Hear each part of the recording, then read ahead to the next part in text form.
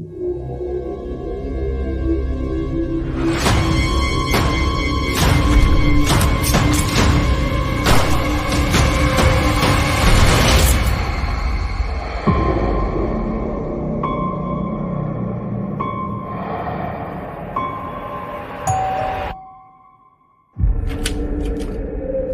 John, thank God. Williams, what the hell are you doing here? Myers. Is he dead?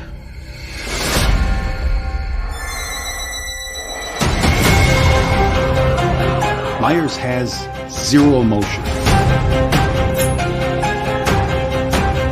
He has no motives. If he sees, he kills.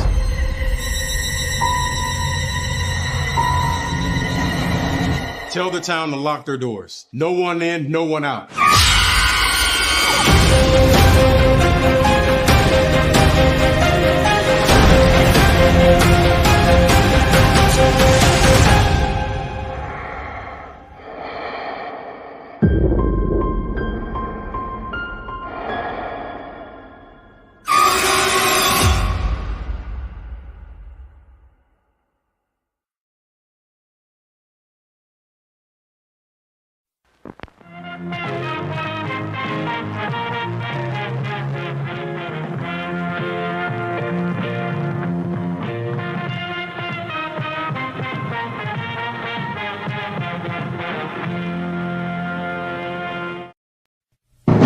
The Jeff Meacham Network's Multiverse of Media. For over 15 years, the recognized symbol of excellence and the standard bearer in coverage of sports and entertainment. The following program contains strong language that is not suitable for young children. Viewer discretion is advised. JJ, Jeff, you want to kick this thing off? Because I'm still trying to process everything here. Yeah, it's like, who wants to go first? Yeah, who wants to go first? Well, Come on in. It's open mic night with your host. you could maybe say there's really 4 topics, but it's split into 6. The Renegade, JJ Williams. The Sammy and Eddie Kingston thing, which one's the better smelling turd? And his panel of co-hosts. I am founder. Well, call me that for today since we're going with the Jeff Jarrett love theme here this week, according to JJ. The West Coast Professor, Jeff Meacham. Karma is karma is karma. That's professional wrestling! Damn it! The Simple Man, Noah Foster. It's showtime! Yeah! How you doing, JJ? How you doing, Jeff? James. Yeah. And the He-Man, James Hebert. Guys, imagine Baron Corbin, Carl Anderson, and Doc Gallows. The Baldies! There you go! It sounds Get in there! Short his ass and shit the bed. He's not Amber Heard. Give it time, JJ. Give it time. Now, I'm sure Jeff has some stuff that... Dumb move. Just don't pull this bullshit again. You get one. Tony needs to stop caring about the ratings. Bradshaw said as long as the ads are in place, we're not going to lose that third hour. Ring of Honor does not have to be AEW Light. They don't necessarily have to coexist with each other. We kind of saw that tonight to a degree. Along with a panel of guests. Well, he's no longer glorious. Don't you bring that up. You want me to rant about what my NXT used to... Nope, we are done here for the night. I swear, James. Because you never know who may show up for open mic night. I leave our company in the capable hands of an extraordinary group of superstars, employees, and executives. The first thing that came to my mind was, it's about damn time. Amen! All I have to say to that picture is Hulk Hogan.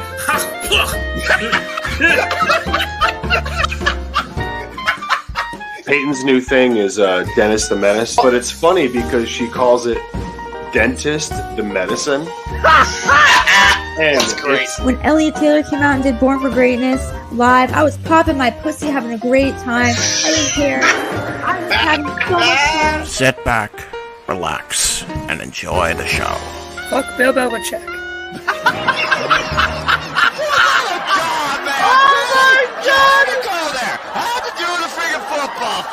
got a wrestling, and then you bring in that shit. Then just how the fan goes off the damn rails. Brilliant, bloody brilliant. We're here.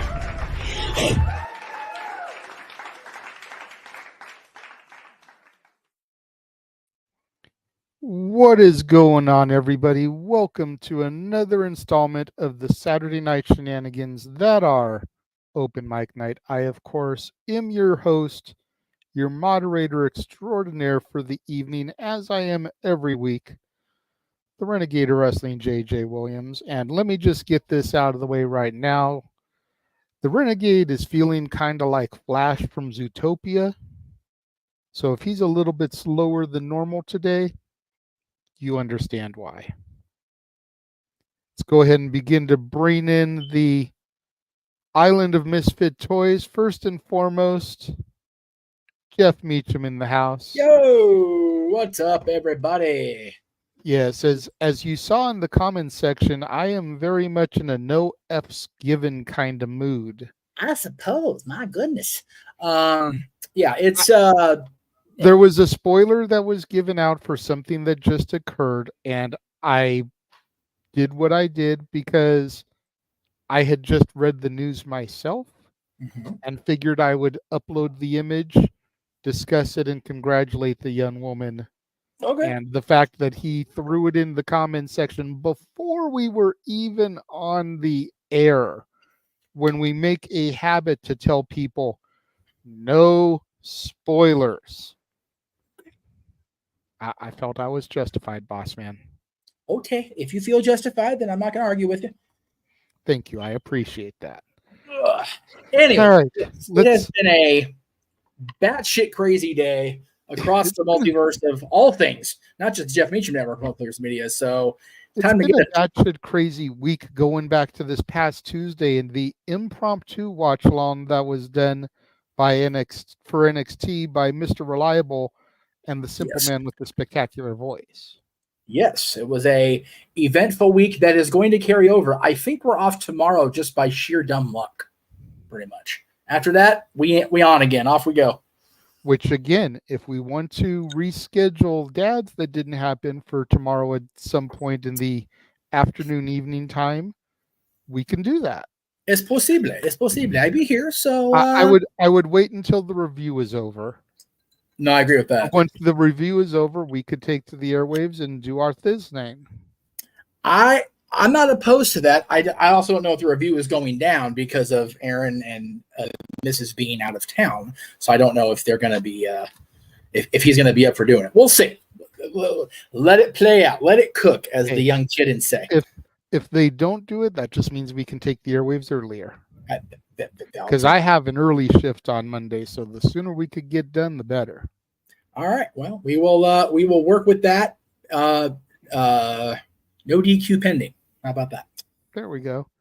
So I look outside, and there is definitely a lazy yellow moon coming up tonight, shining through the trees. Yes. Noah here. I don't see a fishing pole, but he is definitely in the dark. What is going on, Simple Man with the Spectacular Voice? First and foremost, how is your voice considering all the impromptu shit we did this week on top of the shit that was already advertised? Yes.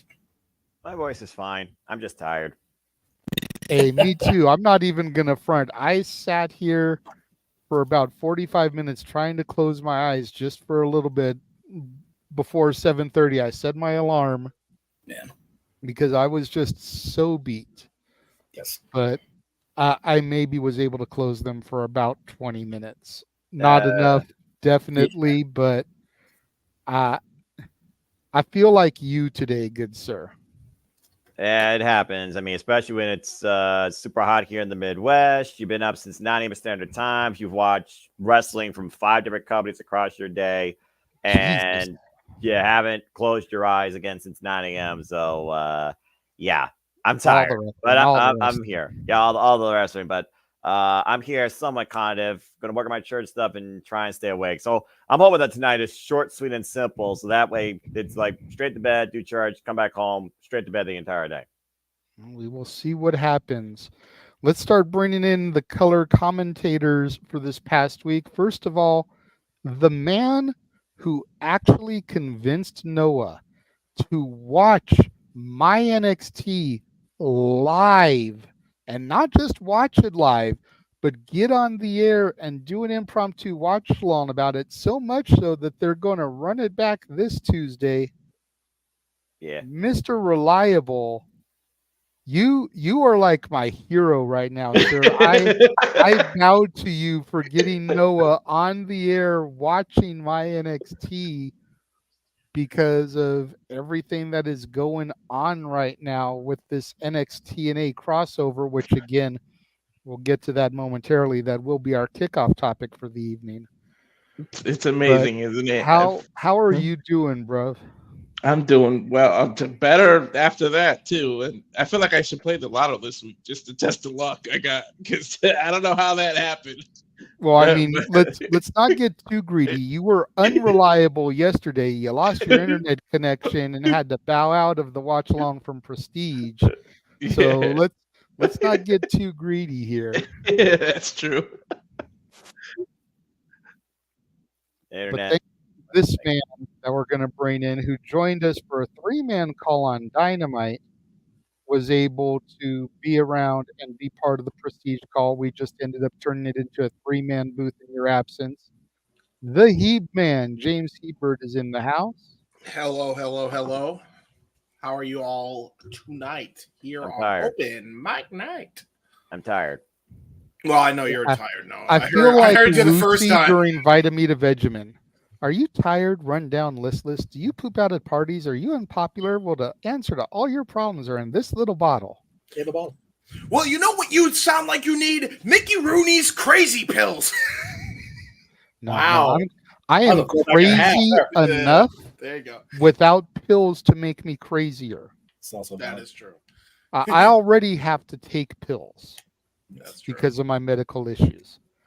We don't need more medicines going down my throat in order to make me crazy. Yes. We don't want to turn me into, as Martin Lawrence described, a crazy, deranged motherfucker. Yeah. We don't need that on the show. I already lowered the ban hammer. We ain't even 15 minutes into the show. That's true. That's fair. Did you ban him or did you just time him out for the day? No, I hit the ban thing. God damn it. All right, I'll take care of that later. Okay. Last but not least, and yes, bruh, I'm going to say it the same way I said it when you popped in. The man who can't show up for his own show, but is here now 2 weeks in a row, Stat Boy Mike is in the building. Whoop, whoop, whoop, whoop. Are we talking about drugs? Because I could use some drugs. Oh, no. Drugs are bad, okay. Like I need some, right? Yeah, right. Comments many can't say out loud. I've been accused of leading them one my entire life. Your job. Yeah. Nobody lose their job over this shit or the drug use or both today. Ain't none of that shit going on. Yes. Okay. Nope. Besides, what are these drugs you speak of? This might be the last time I get to have a proper open mic night where I can have my adult beverages, because come Monday morning after this interview I finally scored with a certain company, I might have to start being a good boy again. So, oh boy. Exactly. Kick ass with that, bro. Kick ass with that. Oh, good for you, brother. Yes, finally heard back from them, and I'm gonna leave it at that. But Monday. Hopefully, by this time, I'll have a better idea of what the skinny will be going forward. Yes. So everybody cross all 4 of your fingers. Yes. The force you must use, Jeff Meacham. Oh, well, I mean, if we're going to go Star Wars, we can talk about that later if somebody brings it up in the Super Chats. Yeah, true. Anyway. All right. So we have brought everybody in the stream. We do have a couple of Super Chats that popped in from Emmanuel Dominguez. As he did. $5 just saying as promised, which we appreciate that. And then another $5, Noah closer to being a Chase U student. What a moment. Yes. I will try to have the count on my end ahead of Tuesday's NXT stream. Yes. That way, Hef can pop in during the stream as producer man and let Noah know how close he is. Oh, no. Uh-oh. He's in trouble. If I had to guess, between Jeff and I, we're probably combined within the $300 to $400 range.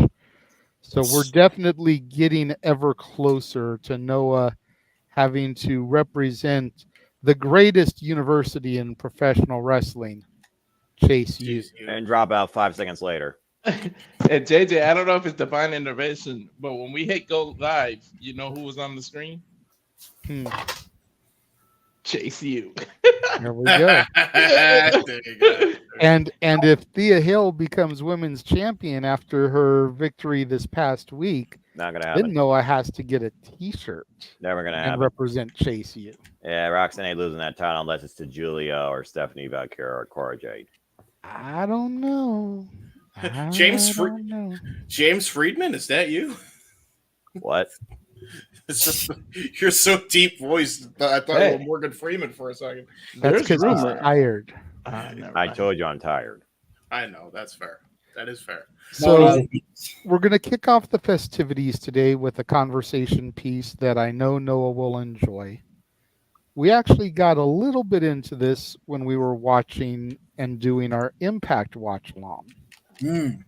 And that is the relationship, the NXT-TNA relationship that has been a thing pretty much, we can say ever since Jordan Grace appeared in the Rumble, but realistically since just before Battleground. Right. That was really when things got put into motion. So and social media is a wonderful place. That's total sarcasm for anyone that didn't catch that.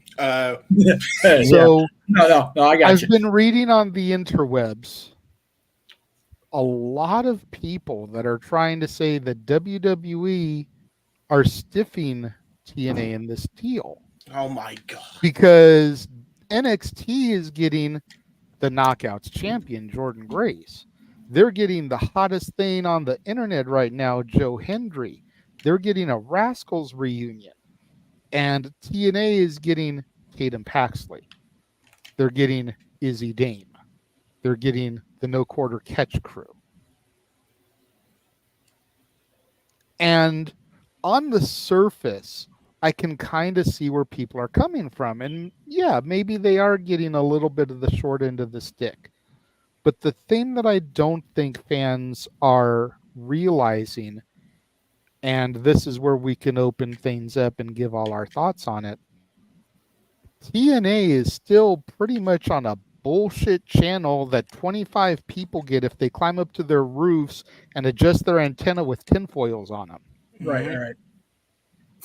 So, and for everybody out there that got that reference, you old as dirt like the rest of us, welcome to the club. Rabbit ears. Welcome to the party. But these people, Jordan Grace, the Rascals, and Joe Hendry, are now being exposed to 1-point-something million viewers on a weekly basis.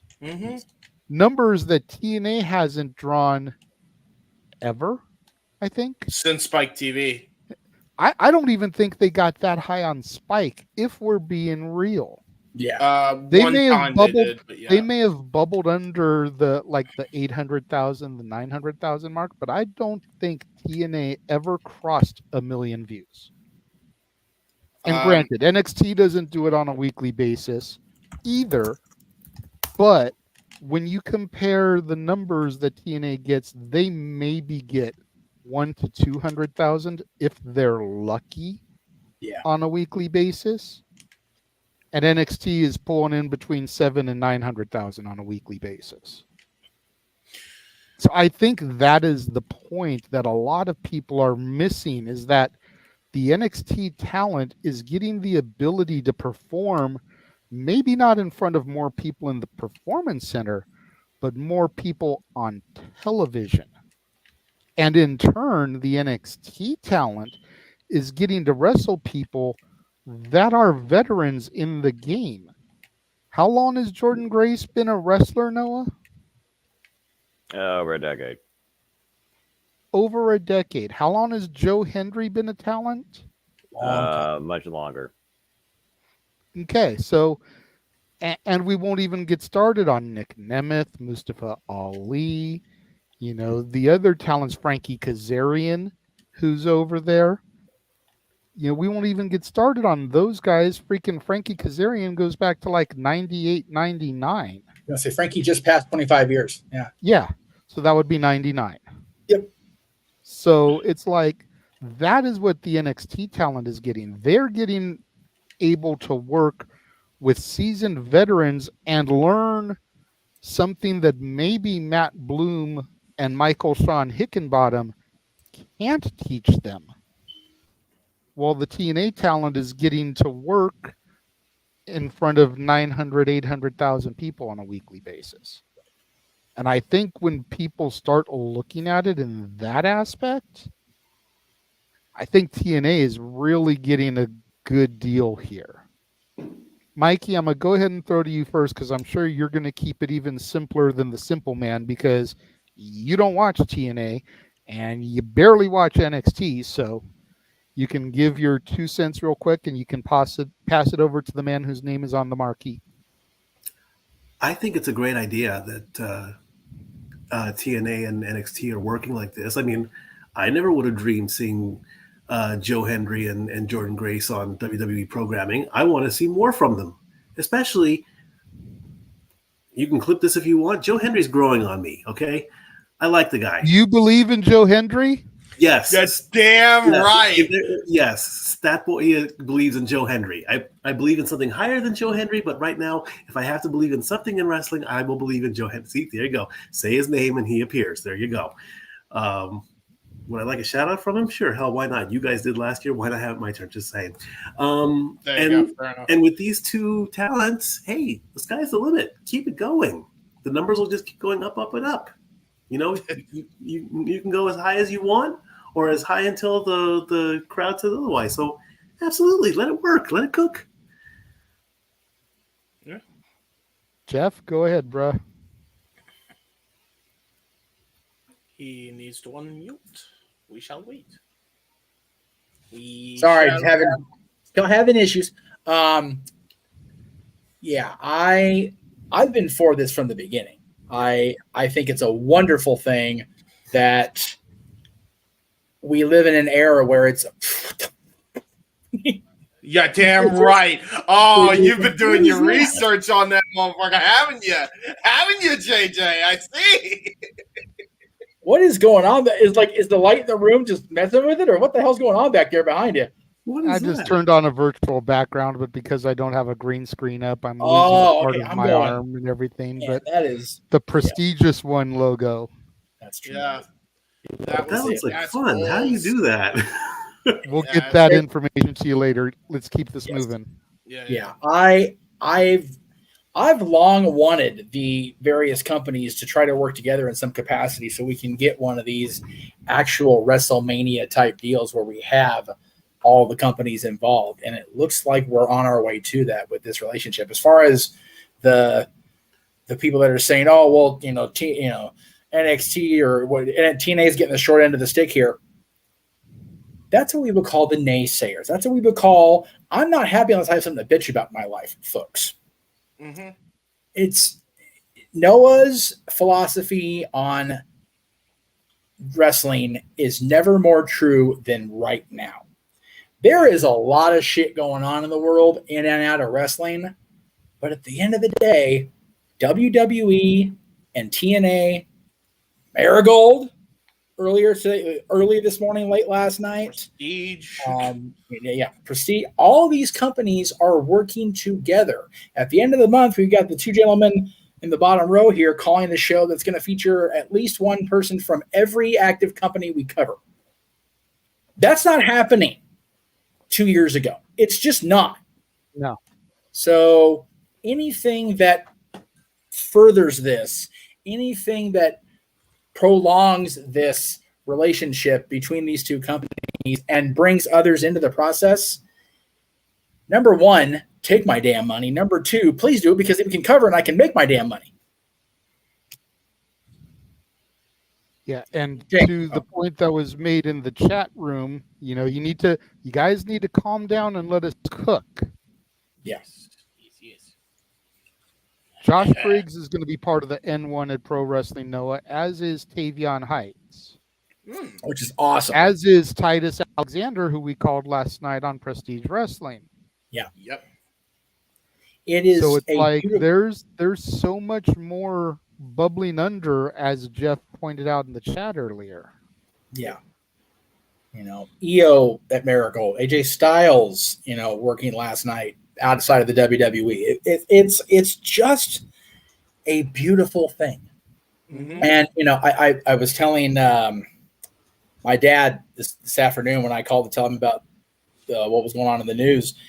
I told everybody, I started this binge of from the day I started watching wrestling back in October 6, 1990, and moving my way forward. And I'm just now hitting the end of December 1993 and how just bad it is. Oh my God. If the companies could have found a way to work together and be harmonious back then, I really think even those doldrum cards would have been exponentially better. You had a few good moments. I'm coming up on Starrcade 93 where Flair defeated Vader, which was a beautiful moment in wrestling history. But you think about all the things that were going on back then, which is, over 30 years ago now, and just what would have been if we'd got one of those aftermags come to life. We're getting it, folks. It's just a matter of when, not if. Mm-hmm. If they could have did it 30 years ago, we probably would have had the Sting Undertaker match. That's fair. And to the point I made at the start of this, there's actually people bitching about Briggs and Tavion Heights. I'm like, dude, did they not just get AJ Styles? Like, literally. Yeah, like, really? They just had the phenomenal one, and you're bitching about this tournament. Against Marufuji, by the way. Which, granted, I don't know a lot about Japanese wrestling, so James or Noah, you can chime in here. Yeah. But the N1 looks like it's all about up-and-comers. Yep. And not to mention... So to have Josh Briggs and Tavion Heights in there, that kind of fits what the purpose of the tournament is. Mm-hmm. Yeah. It's like a King of the Ring tournament. Yeah, exactly. It's like the G1, but from what I understand about the G1 has more star power than the N1. Yes. The N1 is up-and-comers. The G1 is the established veterans. Would you guys say that that's a fair assessment? I would say so, yeah. Noah? I would say so. Noah, is that a fair assessment? Not quite. Both tournaments have both a balance primarily focused on veteran experience and previous participants with a small margin of the young experience and the debuting more often than not outside of their own company. But still, it's a similar form fashion because it's a round-robin tournament that takes place through a period of time, and then the top score getters, they basically compete to see who becomes the overall winner in the end that gets the challenge for that company's world championship, where the world champion as well is involved in the tournaments respectfully. And if they win, they dictate who they face on the grandest stage of that company. New Japan Pro Wrestling, of course, is Wrestle Kingdom, and Pro Wrestling Noah is usually the New Year show, if not the show literally right before the New Year begins. Similar aspect in the 5-Star Grand Prix and Stardom, which is focused primarily on Stardom and Sendai Girls and other Joshi Pro promotions, but a similar concept nonetheless. And Noah, by the way, about your tweet, you got it. We're going to cover that whole week.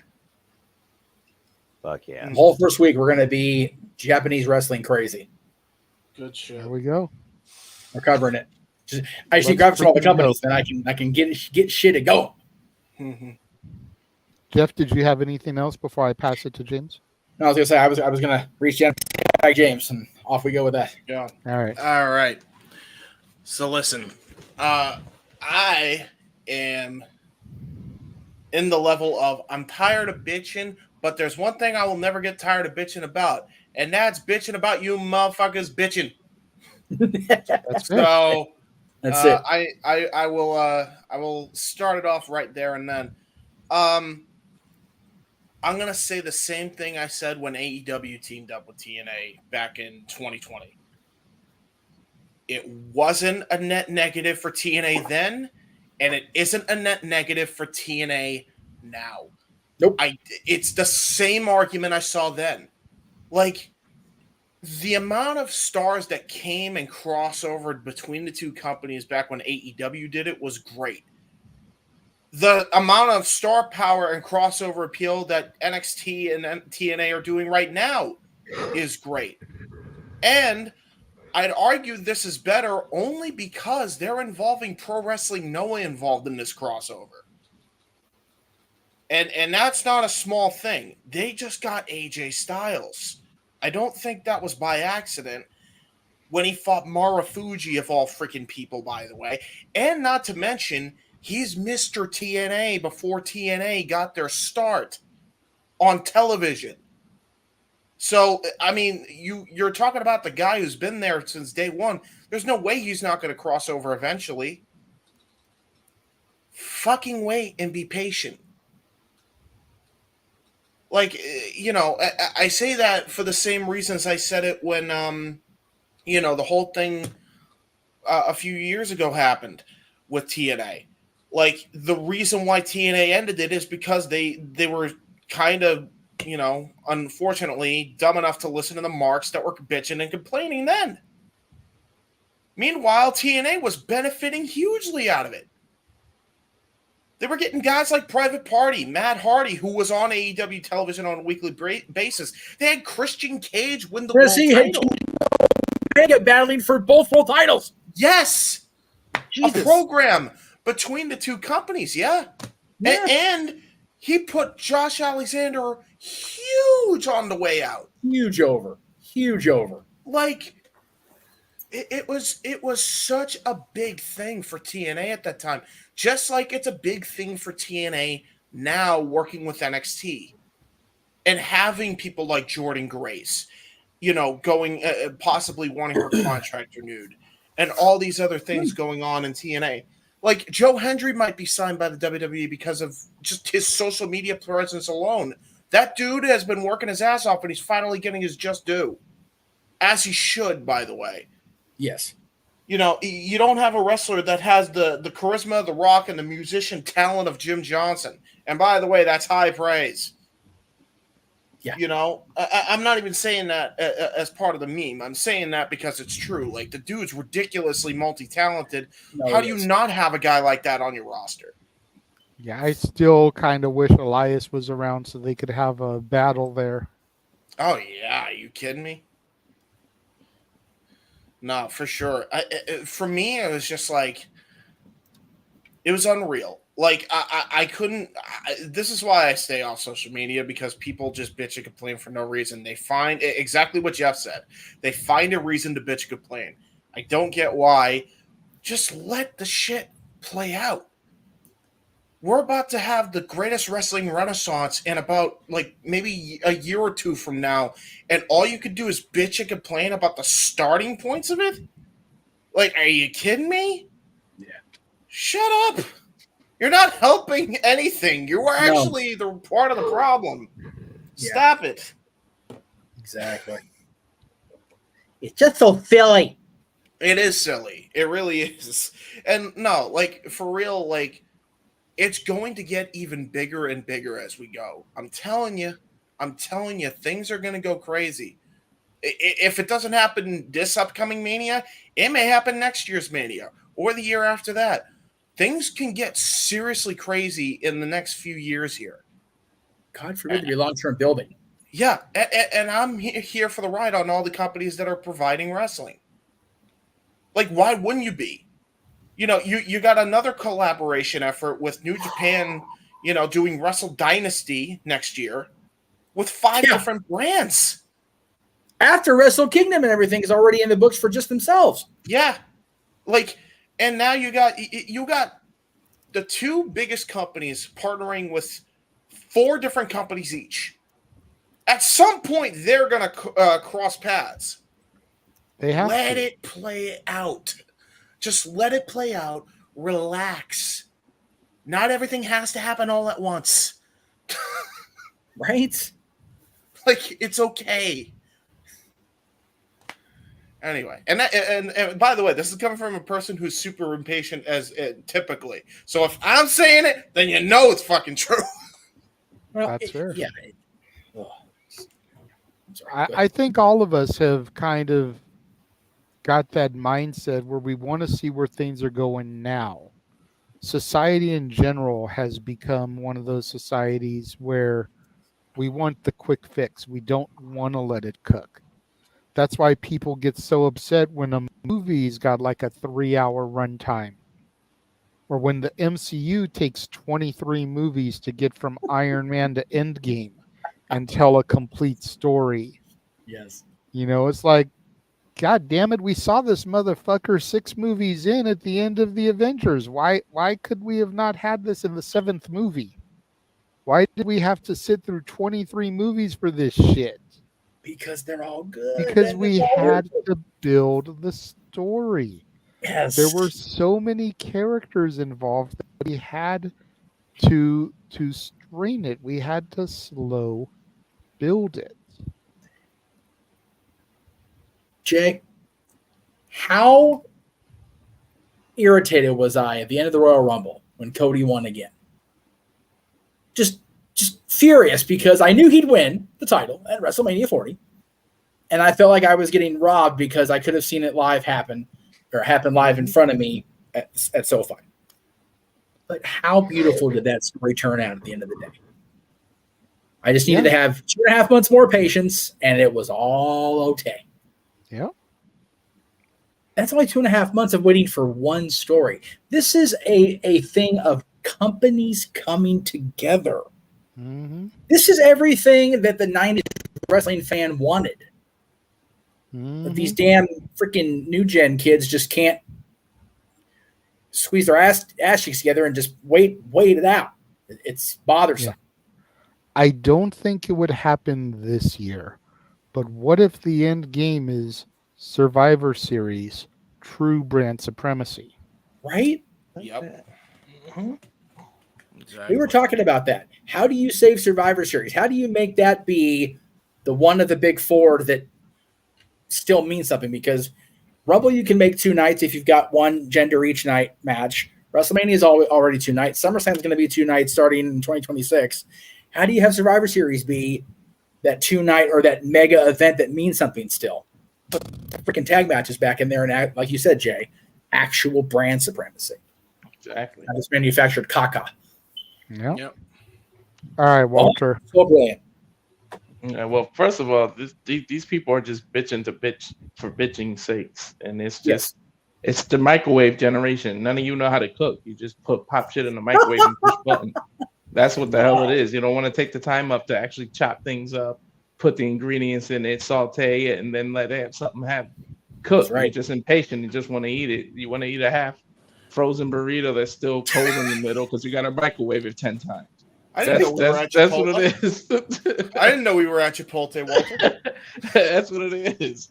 Now, you know what? It's so bad, Walter. It's not burrito. It's one of the nasty-ass 7-Eleven chimichangas. It's sitting there. Exactly. That's what it is.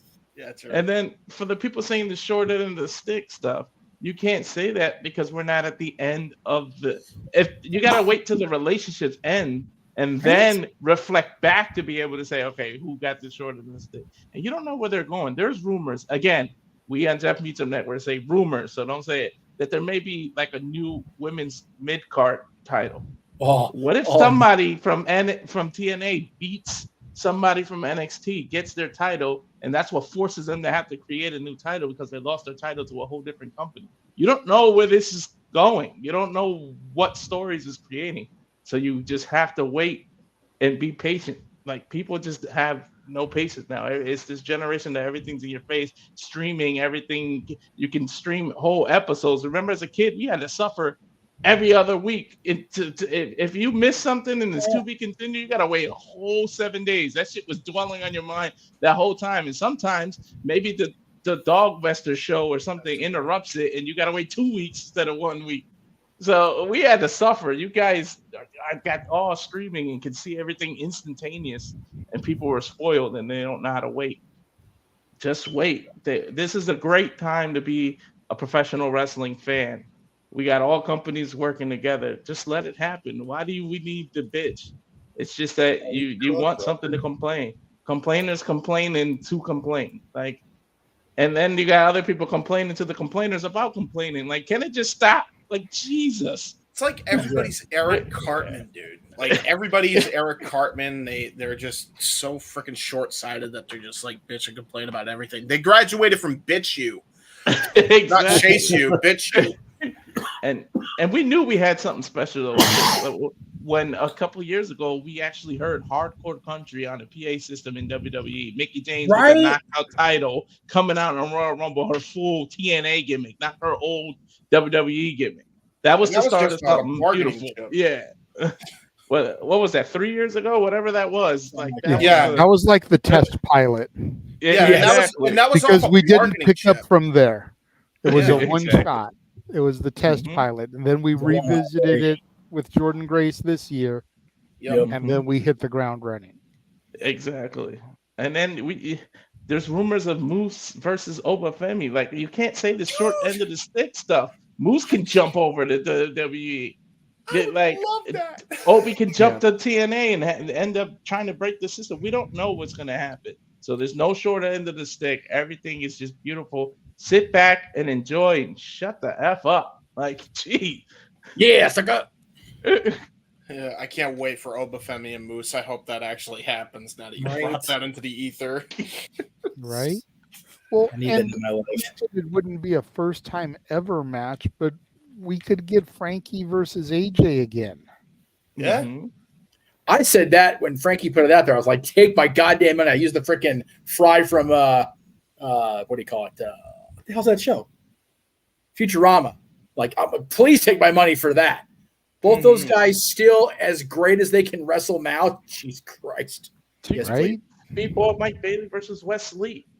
Like, look at the matches you can do. You can do so much stuff. You don't know. Absolutely. Mhm. That might have to be a week when we don't have a topic, is to book our own When Worlds Collide. Oh yeah. Oh yeah. All right, Noah, bring us home here, because I'm sure you've got something to say here about NXT. Just watch it. Seriously, I already talked about it. What else do I need to say? I already told you what I meant when I did the impromptu with Walter. One offers the experience and established. The other one offers exposure and development. So there you go. The development goes to the experience. The experience goes to the exposure. So yeah, and I don't give a fuck about people. Wow. I don't give a fuck about people. So that was simply eloquently put. Well, hold fucking on the people. That's what he's saying. Hold on a second, Noah, before we hit the sound effect, JJ. You do care about people because you like the wrestlers, and they are people too. Yeah, I suppose that's a different type of people. But as far as the people you're saying that don't know how to use a microwave versus those that do, they can go fuck off. Oh my God. Holy shit. Okay. Oh. What is that sound that I hear? Teleporting into the command center via the Morphin grid. The other person who is very much qualified to discuss TNA, even though she does not watch NXT, and she makes that emphatically known on every one of her broadcasts. Quite so. Datilla. That's quite the introduction. No lies detected, though, right? That's true. No lies. Okay. There you go. So, since you joined us right at the tail end of this topic, what are your thoughts on the way the NXT crossover has been handled? I don't know how much you were listening to, but a lot of people are saying that TNA is getting the short side of the stick with Tatum Paxley and Izzy Dame and the No Quarter Catch crew, while NXT is getting Jordan Grace. They're getting the Rascals. They're getting Joe Hendry. You know, do you feel like TNA is getting the short end of the stick? Is it kind of like I said and Noah just reiterated, where it's more like TNA is now being able to perform on a platform where there's 800,000 viewers every week, as opposed to maybe 200,000 if we're lucky that watch Access, the people that can find it. You know, it the NXT guys getting to fight people with experience. You know, Jordan Grace being a 10+ year vet, Joe Hendry something like 15 years, Frankie Kazarian, You know, mean the dad from 25 Spy Kids? years. True that. That's a good reference. I'm surprised with that one. Damn. Sorry for interrupting you. I just had to throw that out there since you mentioned Joe Henry and Frankie Kazarian right after another. That's a great reference, though. He kind of does look like the dad for Spy Kids. Never That's seen it. Spy Kids. I don't get the reference. That's Antonio Banderas is the dad from Spy Kids. Gotcha. Yeah. Good comparison. Oh. So, as far as the NXT TNA is concerned, I don't think TNA is getting a short end of the stick here. I'm really happy. I'm with this partnership. It just goes to show all those people that would say LL TNA, who watches TNA, nobody watches TNA. Clearly, people watch it, because every time someone from TNA goes to NXT, what do people chant? TNA. I think this partnership is helping TNA tremendously. Mm-hmm. And Attila, you and I and Noah were around when AEW and TNA had the partnership, and we saw the exact same shit being said then, even though TNA was benefiting greatly from that partnership. I disagree. I don't think TNA benefited really from the AEW one. That's fair. Okay. Yeah. Even though they had Christian Cage and Kenny Omega on the regular. Yeah. I mean, I will say I think there is more benefit for the WWE one, but I could see why people would say that AEW wasn't a full-on benefit, but it was a benefit nonetheless, in my opinion. But that's fair. Well, I wasn't watching back then, obviously, so I mean, Christian and Kenny Omega being on the show and being the Impact World Champion at the time was great, but did any Impact guys win AEW championships? No. So that could be why people feel that it was more one-sided. That's fair. But then again, we haven't seen that happen on this partnership either yet. True. Nobody has won a championship for the other company. NXT people have won on NXT. TNA people have won on TNA. The only exception to that rule, Joe Hendry got the pinfall in the main event this week.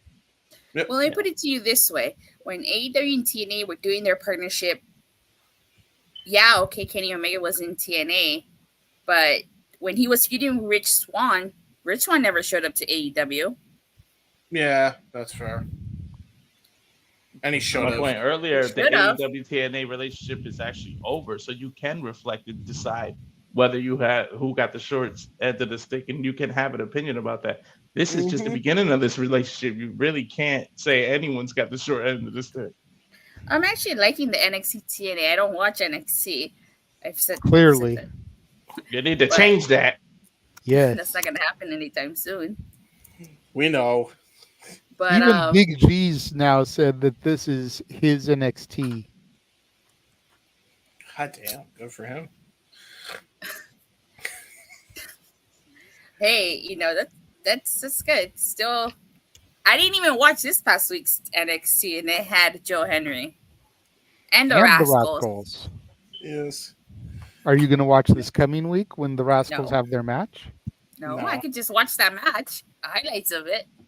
You need to watch it. We're covering it to tell. You need to watch it. Well, she won't be here, to be fair. I don't think.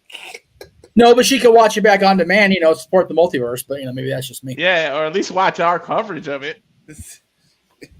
Maybe that's just me, promote my shit. What do I know?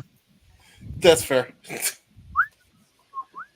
But yeah, I'm digging this partnership. I have no problems with it. I like it. I feel like both sides are benefiting TNA is definitely benefiting from it too. So. And And what about the announcement today that 2 NXT stars are going to be in the Pro Wrestling Noah N1 tournament? Any thoughts there?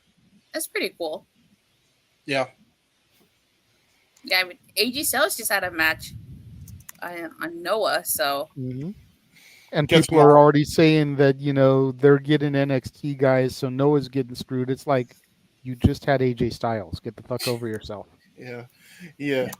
Arguably the greatest wrestler of this generation, I'm- but fuck them, right? I will be the biggest happy camper with the NXT TNA partnership when AJ Styles shows up to TNA. Again. Yes. That is the missing piece. AJ Styles needs to go back, even if it's just for an appearance. He will. And in person, not on Titantron. Mm-hmm. That's Give true. it time. Get rid of that god awful Def Rebel shit. True. Oh my god! If If he comes to Evil Ways into Get Ready to Fly, I will lose my damn mind. I want a confrontation between Mr. TNA AJ Styles and Josh Alexander. Give you that. That's all I want out of this. Well, that's not all I want, but it's definitely one of the things I want. If I'm Well, hold TNA out for and it. I hear I am again, I'm gonna fall out of my chair. Yeah, Right? yeah. If he gets up to I am, like, forget it. Like, you're gonna see me faint off camera. It'll be a thing. Just off I go. Mm-hmm. Mm-hmm.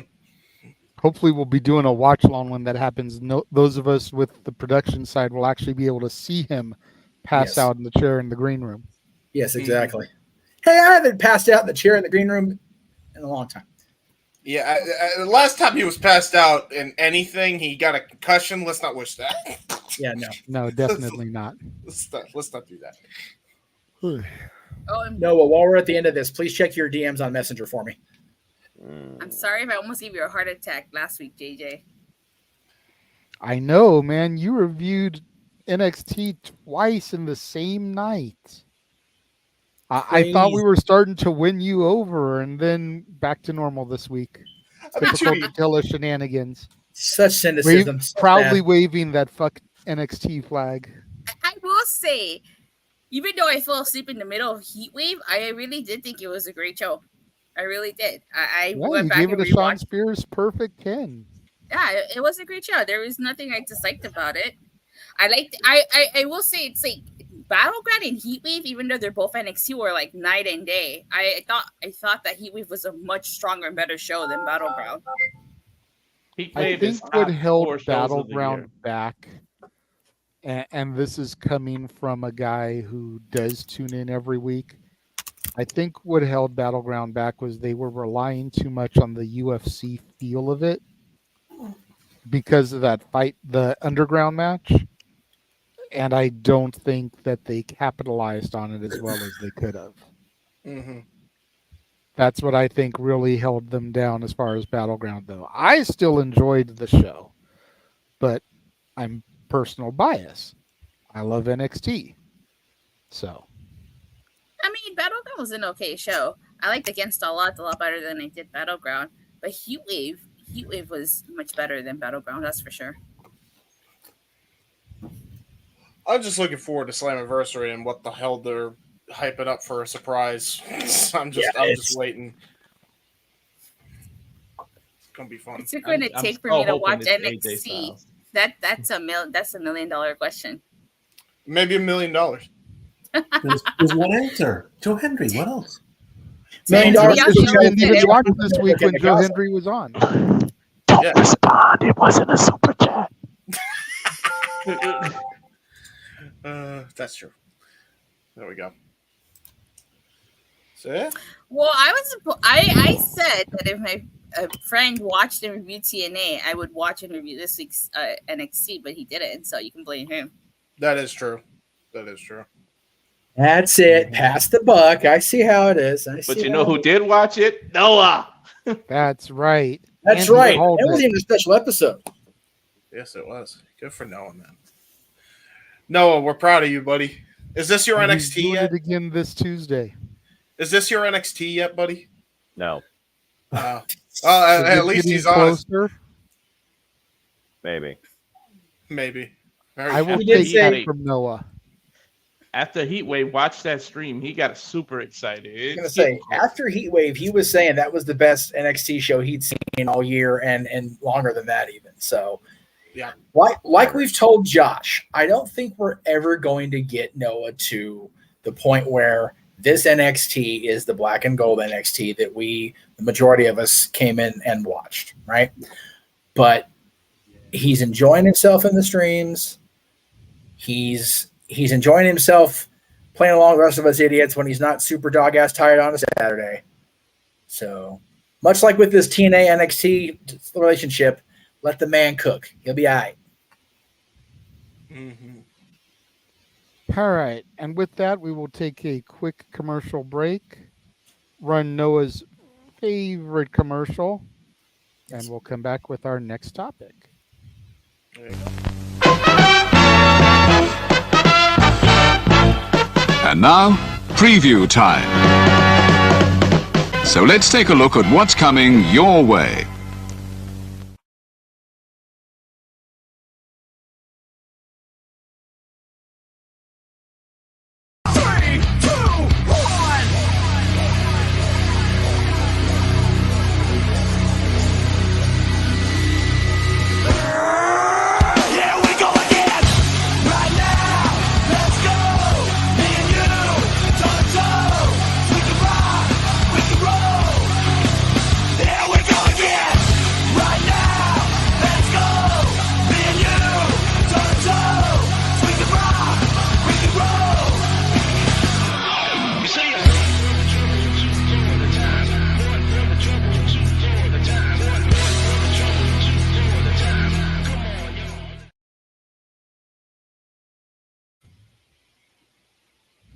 All the wrestling.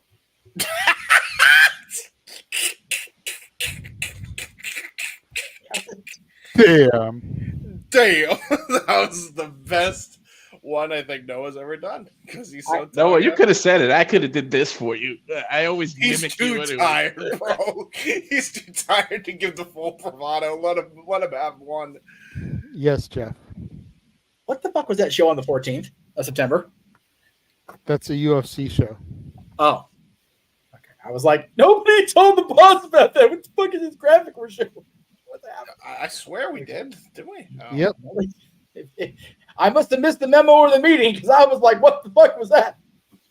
It's okay. And we need to find an updated one for Mission Pro because apparently they've changed the name from Heatwave to Midsummer Blast. Okay, well, that's good because I was kind of getting sick of two heat waves at the same time. So, we're past the other one. All right, I'll work on that tomorrow. There you go. Sad, I got to work on creating StreamYard rooms. There you go. All right, so the next topic we're going to bring up is one that Walter suggested in the chat room. So I will let him and Jeff lead the conversation here because I did not do my due diligence. I did not watch the video. I have just been so busy doing other shit. My free time has literally been split between BJ's Restaurant, Uber Eats, live streams, eating and sleeping. Core 5 values. So, just like Riley has 5 emotions until now. That was Okay, really so Undertaker was during his podcast.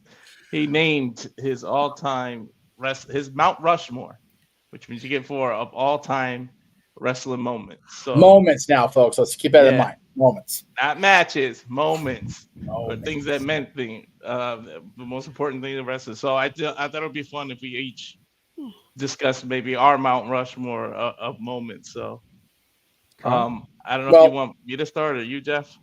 Well, so Undertakers were Hogan slamming Andre, the Austin 316 promo, Hogan and Rock stare off at WrestleMania 18 in 2002. Ooh, good one.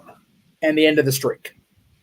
Ooh. Those were his 4 Mount Rushmore moments. Now, again, these Mount Rushmore things are very much like that. Subjective. But when it's coming from the GOAT, like, obviously, we're all going to have different Mount Rushmore moments. No doubt about that. but it's hard to argue with Hogan and Andre. It really is. It's the first image we wouldn't be on my list. up until the most recent signature because they changed it again. But for the better part of many years, that was the first image we saw on every single WWE broadcast was Hogan signing Andre the Giant at WrestleMania 3. Yep. Again, Mikey's getting his board ready. Here we go. Jesus Christ. His on 5,000. Checked on it. 5,000. So I'll give first. All right. So one of mine, I'm gonna get this one out of the way because people are gonna call me sappy. Some people might even call me a bitch, but I got a sensitive side. Damn it! One of my favorite moments as a child growing up is WrestleMania 7. Macho Man retires. Yes. And the reunion of Miss Elizabeth and Good one. Randy Savage. Like that. Look, I can get teary thinking about it. That moment would Every just time. always mean something to me. And number 2, the formation of the NWO and Hulk Hogan being the third man. I think that's because without that, you don't get DX, you don't get like WCW 82 weeks, none of that. So, and the 83. NWO, I don't think not one of us who were around then didn't have an NWO t-shirt or walked around doing this or saying too sweet or any of that. Right. Like, One NWO shirt, let alone 6. But yeah. I do agree. Obviously, you guys know me. Undertaker is my favorite. Two of mine are his too. Like the streak ending, because damn it, 1, I don't think it should have ever ended. But 2, that when you saw that 1 on the damn screen and it became real, it's like holy shit, they actually did it. Somebody beat the Undertaker, and it's like you can never get a moment like that. No one will ever even. I don't even think anyone will ever even come close to reaching what the Undertaker reached at all those WrestleManias. And think about it, that could have been even more because he missed a couple of WrestleManias due to injury. That could have been an even higher number. Yep. Because he wasn't at WrestleMania 10, and what was the other one he missed? He missed both anniversaries. 15. Yeah. Well, 2000 they called it. Yeah, 2000. And then I know he missed that one because I was there. Yeah. And then But then you I know who agree did with him show with- up to 2000? Ice-T to wrap the Godfather to the ring. Yeah. And then I agree with him with the Stone Cold Steve Austin King of the Ring promo. Like that Austin 316 says I just whooped your ass became like the biggest selling t-shirt and the biggest phrase. Like I think every single one of us have either uttered that or made our own kind of iteration of it. So those are my Mount Rushmores there. What's crazy about the moments with Austin and with the NWO, those are 2 weeks apart. Exactly. They're 2 weeks apart, and they both changed the fortunes for both companies. That like mathematically mind fucks me. Yeah, right. It's like both companies were just a trudging. Like and neither one of them were doing the numbers they would end up doing in 97 and 98 by any means. No. But when Austin laid that promo down on Jake the Snake, and then when Hogan turned to the dark side, everything changed. I will definitely have those two on my list, and I dare say without those two moments, none of us are sitting here doing this show right now. Yep. Because the business wouldn't have got as near as successful as it ended up getting. And I don't think there would have been a call for a program of this type or any sort of wrestling stream had the business not been forced to change itself from dying on the vine. So those two for me, without a doubt. Paul Heyman being handed the book in 1993 from Todd Gordon. It's not a moment that was on television, but it is a moment that changed everything. Yep. And number 4,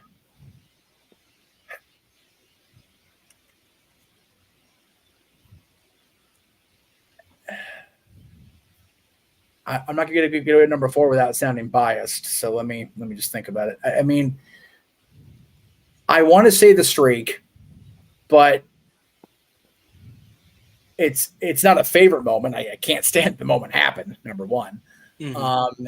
Did it ultimately change anything? Really? No. I don't feel it did. No. Unfortunately, a moment that year that I do feel changed the way the company operates itself and the way people presented was in August when John Cena got taken to Suplex City. Again, not my favorite moment of all time, but think about it. John Cena has never been a full-time performer since. Yeah. Okay. And that was 10 years ago. Mm-hmm. People ragged on, including me, The Rock, for stepping away. Granted, he stepped completely the fuck away for 7 years.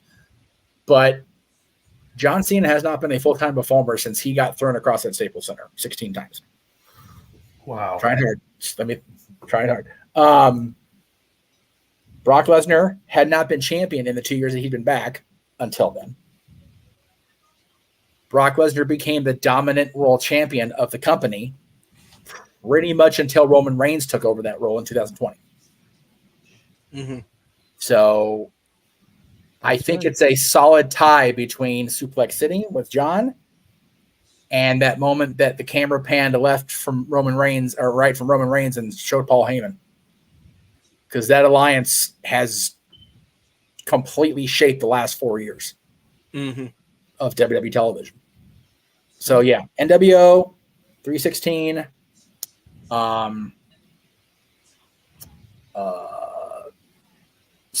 either Brock over Cena or Roman and Paul, and then Paul being handed the book in ECW, or my four. Very good. Thank you. Been watching a long goddamn time. See, it's hard for me to pick four because I could very easily do 4 WWF, WWE, and just call it a day. Sure. And that's, But it's like I don't really want to do that. But at the same time, I feel if I pick something from another company, I leave out a great moment in WWE. Right.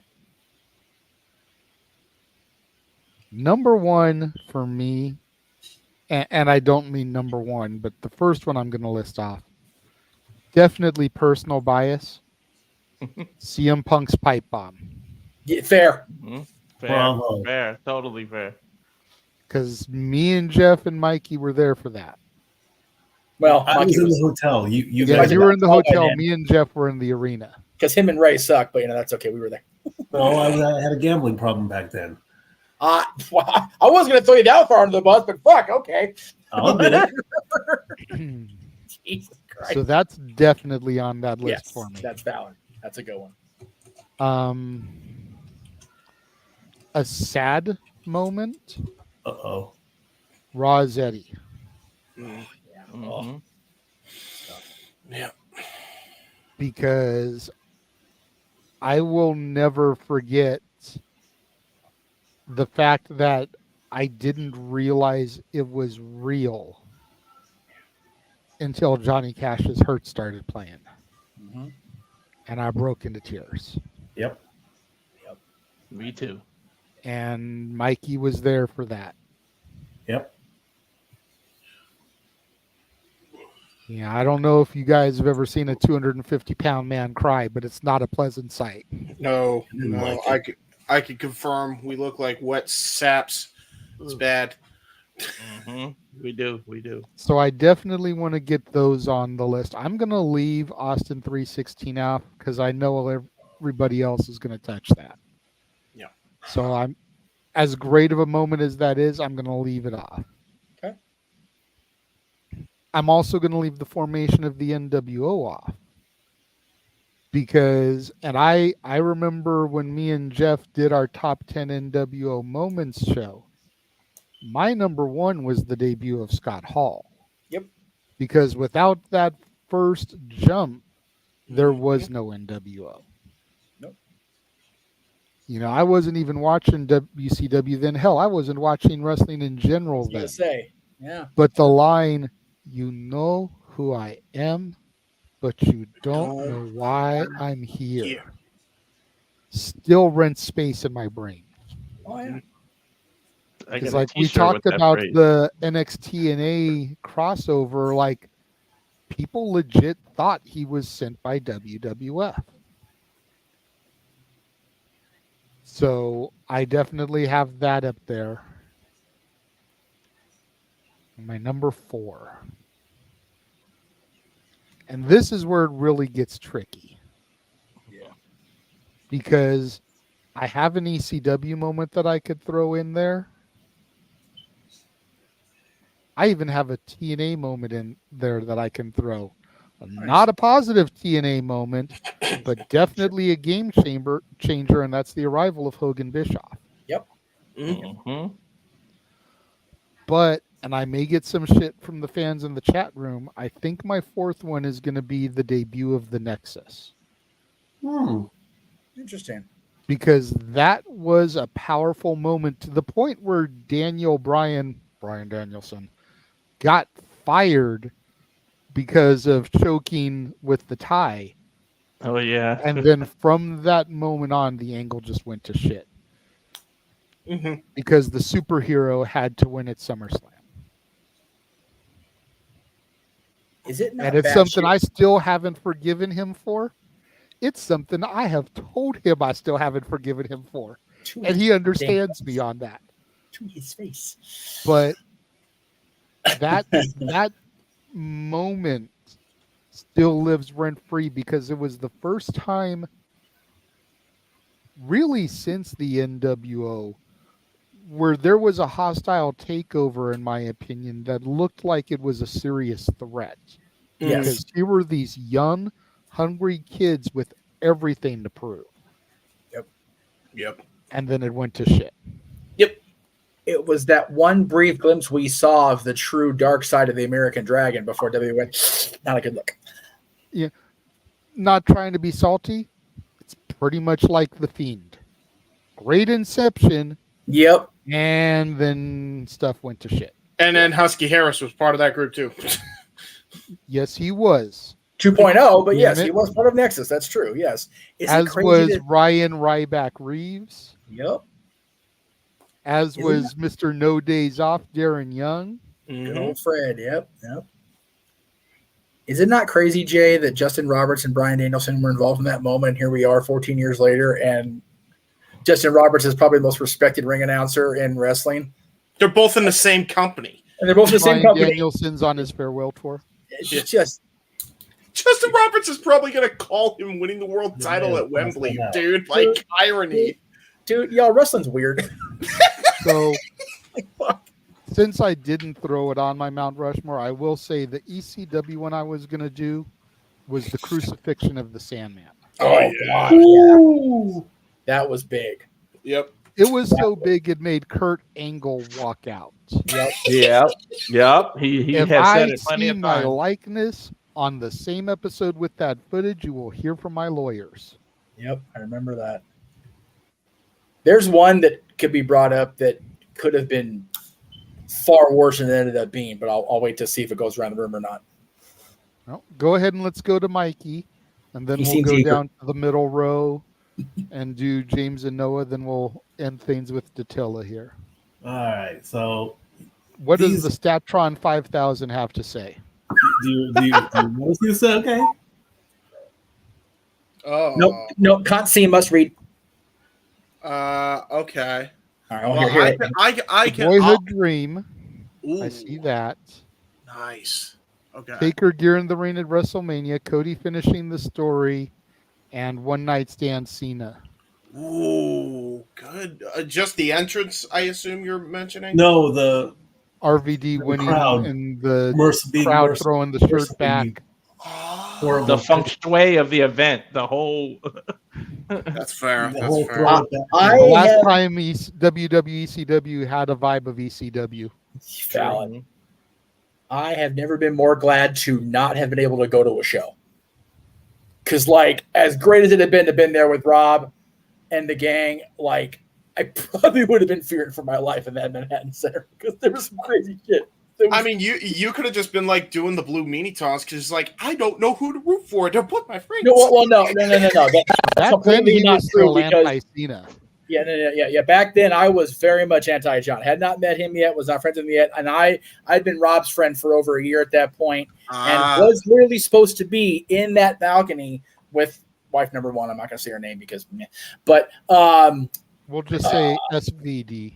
SVD. There you go. But I got called into work, and it was one of those, much like Mikey deals with now, same type of business. I need the money. The corporate structure doesn't give a shit about my personal life. Tough shit. So I blame the bullseye for that one. Your personal life. Yes. Yeah. Anyway, but yeah, I'd never been more glad to not be part of a show because that shit could have been really bad, really quick. Yeah, that's fair. But those are great moments, though. I like that. That's really awesome. You want to elaborate on any of them, Mikey? Well, HBK, obviously, I was being biased on that one now because that's essentially what started the journey towards, joining the family, creating the family, being part of the family. Brett and Sean, brother Bruce, and then I met you, and then I met everybody else, and I think WrestleMania 12 was the turnaround. Seeing Taker put his stuff in the ring at the end of WrestleMania there, saying his goodbye at the time, that moment's going to stick with me, and I had to put something in there for Taker. Finish the story, of course. That's just that's got to be in there because it's for Cody, and I had Hide Your Wives from Paul Heyman because that promo was just pure, unfiltered venom, and then I'm like, oh, but Cena in ECW, you can't really top that tops what Paul Heyman had to say. So I had to put Cena in there to give him a spot on the top of the list as well. Mm-hmm. We actually just passed 19 years since the Matt Hardy thing when Matt returned to Raw. Oh yeah, that one too. Yeah, we just passed the anniversary. I think yesterday. Mm. It's crazy shit, man. 19 years. Wow. God damn, we getting old. Fuck, where's my cane? And now that I think about it, there's an AEW one I even could have put, and that would be Danielson using Final Countdown for the first time at Forbidden Door last year. That was so damn good. That was so damn Because good. that shit reduced me to tears. Yeah. That shit. Yeah. Damn these emotional wrestlers. Yeah. All right, James, what do you got? So everybody said the obvious answers of like the status quo answers, really. So I'm going to probably take the biased route and just go with moments that spoke to me as a wrestling fan. Yeah. So moments. I assume that title wins can count as individual moments, so long as we're not counting the match. So that helps me out greatly. So that's probably going to be a lot of them. Fair warning. I'm going to give an honorable mention first. And I know this is going to piss a lot of people off because I have to mention this because I'm a Bostonian. Bro, I was at... Oh, shit, it's not even a part of my backdrop. I forgot about that. I was at G1 Supercard Live in Madison Square Garden. Right. Holy shit. I'm in Madison Square Garden. First WWE show in what? First non-WWE show. Yeah, first non-WWE show since AAA like years ago, right? So I'm seeing this history unfold, right? I don't give a damn how bad the Ring of Honor booking was that night. Bro, I saw Matt Taven come up from Top Rope Promotions, which is a local indie in my area. Okay, so to see him ascend that ladder in that triple threat ladder match and win the Ring of Honor World title was fucking euphoria, dude. Oh, you were there for that? That's I was there. I couldn't have been happier. I was happier than a pig and shit. Everybody else was booing him like shit. And I was there like, this is awesome, dude. Our boy won the world championship. What the hell is life? And we're in Madison Square Garden to witness his like biggest crowning achievement to that point. Like, it's fairy tale shit, dude. You can't write that stuff up. But you still suck for that. Was that the version of the title that I have? No. Do you have the pure title, or do you have the one that has the weird ass hooks in the O. Okay, so yes, that is the one that he won. Yes, yeah, yeah, and no, it was so fucking cool. But that's an honorable mention. My number 4, Hogan at SmackDown in Toronto. Yeah. That was so damn good. Go back out of your way to watch it, even though with all the fucking controversies that Hogan has created. Dude, that is the first type of ovation you will ever see. Montreal. In Montreal, my apologies. Yeah. No, you're good. They would not stop cheering for him. And No. he was brought to tears. And for a guy that's, let's be real, kind of been caught in webs of lies and felt he always had to pathologically lie to keep his position and backstab. For everybody to still cheer him and yell at him and be like, yeah, Hogan, for him to break down into tears and for him to be Terry Bollea, dude. Yeah, the full unclipped video of that is on, I think it's the Hulk Still Rules DVD, because they had to do a massive TV edit. Yeah, it was. Yeah, I have that DVD. Yep, it's on there. It's unreal. It is next level. It's so good. My number 4, for me, I have to go with Benoit winning the title. Sorry, Datilla, I know that's one of your picks. You said it in the private chat, but I love that. I love that moment so much with Benoit and Eddie hugging. Right, it's so tremendous. Everything that happened, but just seeing those two make it to the pinnacle, it really changed the business for the better, I think, as a result. Which leads me to number 3. Speaking of people who number 2. Another band who changed the business. Punk's return to pro wrestling. AEW Rampage: The First Dance. I mean, to see that live. That's like AEW's most viewed YouTube. Yeah, and to me, it was like WWE did a great job too, but nothing will compare to what AEW got for that raw emotion. That was 7 years of Punk not being in any wrestling company, not one. And for him to come out and love this industry again, I mean, dude, that's bigger than the pipe bomb to me. I can call during the commercial break. Sorry. You're fine. It is so damn good. I love that moment, but it's not my number 1. My number 1 is Cody winning the title this year at Mania. I mean, Jesus. The raw emotion for everybody involved in that. I can't not give that number 1. I can't. So you actually ranked in order what you said? Yeah. Okay. Yeah, which is wild. I wrote it goes Hogan, Benoit, Punk, Cody. So there you go. I don't know how that happened, but you follow the generations. Yeah. That's the moments that speak to me, so I'll put those on my Mount Rushmore, and then the Matt Taven one, which throws everything out of whack to boot. All right, Noah.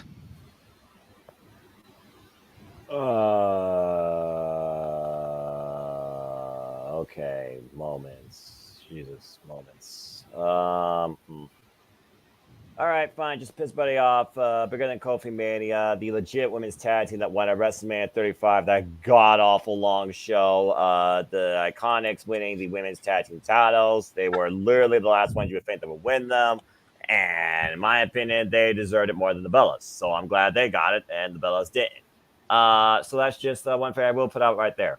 But in all seriousness, okay, moments. Well, you basically took a lot of the ones I was thinking about. But when I figure moments that affected me everlasting, one that comes to mind still to this day, it's got to be I just had an out-of-body experience called by good old JR where I thought Shawn literally was dead. And I still believe that match he should have won. But that moment where Shawn Michaels kicked out of Undertaker's Tombstone Pile Driver and the eyes literally told the story and JR encompassed it even stronger.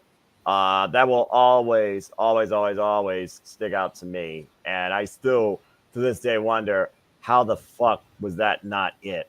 And still, before this Genesis WrestleMania, that probably was like my one WrestleMania favorite match of all time as a whole. But yeah, that moment. You definitely got me with Clay finishing the story because it was that brought me back to being a fan of WWE once again, actually believing that professional wrestling mattered, that change could happen, and that the business could be for the better and not just about literally the three letters that have defined this industry, quote unquote, for the last 2 decades and everyone else not mattering. Triple H is literally making professional wrestling matter again for the first time in my life as a fan. So the fact that I'm a WWE fan again is because of that man, because the moment Cody Rhodes achieved in finishing his story. You can't find a bigger moment than that with a longer story built, told, ran, followed, no matter what company you watched him in, and rightfully deserving, even if it was a little bit over a year overkill. But at least the end actually, followed up and mattered versus the build. So I can't fault that. Another moment. That's 2, right? Fuck it. I'm gonna say AJ Styles entering Bullet Club. I never thought I'd say AJ Styles entering New Japan Pro Wrestling. I think it definitely took Bullet Club to a different level when it came to that main level appeal of a faction that literally could have a global outreach spanning generations. Probably more than the NWO with the fact that Bullet Club still rules the world, even as War Dogs. So I think AJ Styles definitely offered a lot when he showed up there and dropped Kazuchika Okada and basically took the reins from Prince Devitt. So, yeah. And then absolutely one definite moment for me. The one moment that I always will keep with me as a fan of professional wrestling, damn it. The birth of AEW, particularly Double or Nothing 2019 ending shot, John Moxley creating a paradigm shift. It was that night, May 25th, 2019, that the wrestling business truly was never the same again. And ever since then, good or bad, indifferent, you cannot argue with me. I don't give a fuck who you are, how reliable you might be, how credible you might be, friend or enemy. You cannot argue me that AEW has not been for the betterment of this business to get us to where we are right now. The countless unforgettable moments, restoring that passion, that faith, that outlook again, especially during its heyday. When those 3 letters arrived as part of this business, I knew we were in for something special. I just didn't know it was going to be this special or this controversial if you ask a bunch of dickheads. But yeah, when you saw those letters AEW on those men's phones and then you see the culmination of what this could be at its first show with John fucking Moxley, Ohio represent, showing up and dropping one of the best in all time, Kenny Omega. Yeah, the definition sentence of paradigm shift. Enough said. So as far as moments, that's for all right, fine. I won't use the Bella, but I won't use that concept of the Bella thing as a moment. Honestly, though, yeah, I would say that the birth of AEW and the fact that Triple H proved that he can create a show that is not sports entertainment but pro wrestling, NXT Brooklyn. When those lights came up, he gave that mission statement saying the future is now, and giving me this non-strictly focused sports entertainment product, I was like, holy shit, professional wrestling might actually matter in WWE after I left this company literally beyond 2001 and didn't look back on it. So, yeah, I would say NXT's Brooklyn Breakout, AEW's Paradigm Shift, the AJ Styles Bullet Club arrival, and the fact that Shawn Michaels kicked out the Undertaker's Tombstone Power Driver at WrestleMania 25 when I thought he should have been dead to rights. It was that moment there that I thought Shawn Michaels should have won and should have beat the man. And I still say that to this day. We knew Noah was going to have a Japan one in there. All right, Datilla, bring us home on this one. Wow, I was thinking about what my moments could be, and you guys all said a really good ones. But besides the obvious ones, I think for me, one of the biggest moments for me, anyways, and this is in no particular order. I'm just gonna say them. Same. Trish and Lita main eventing Raw. I think that to me was such a big moment because that hadn't happened, you know, and for them to do that, that was pretty cool in my opinion. You know, for them to get that opportunity. Yeah. Yeah, that to me was epic. Another moment would have to probably be Edge's return at Royal Rumble after being forced to retire due to his neck injury. That for sure. And then I also have to agree with Noah. Jon Moxley showing up at the end of Double or Nothing and attacking Kenny Omega. I watched Double or Nothing and my jaw dropped when that happened because I was not expecting Jon Moxley to show up. That was a holy shit moment. Like probably one of the most iconic moments that I've ever witnessed. Yeah. And then another one. Let me see. Another one. Yeah, because there's 4, right? I said that's 3. So for me, he was just doing the DJ Khaled. yeah, he's right. I guess I would have to pick Kevin Owens and Sami Zayn winning the tag titles last year. I was there for that, and that was such a special moment. That's fair. Yeah, that's fair. That was a good one. Yeah. I know that one really hit for me and Jeff. I'm surprised that you did not say the NXT debut of Joe Hendry. True. Well, actually, I was also gonna say the NXT Iron Woman match between Sasha Banks and Bayley. I think that was another good moment. Oh yeah. The Izzy moment, especially because of the timeline of events we're in. Right. So, right. What was that? So, all right. those Walter are my put in the moments. private chat that he wanted to give an honorable mention, and then we'll wrap this topic up. Sounds Yeah, good. I wanted to give an honorable mention. The reason I really didn't actually say it is because I didn't think I could control my emotions, but I'm just gonna try to get out there. But as a Latino, I'm a proud Latino man.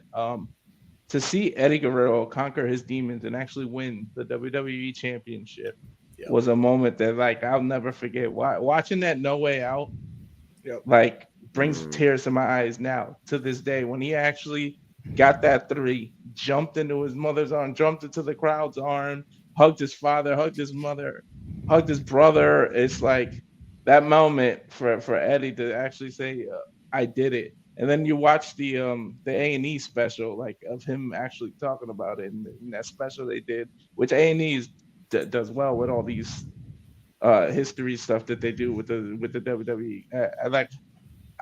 I couldn't end the subject without mentioning that. So Eddie Guerrero winning that WWE title is a big moment.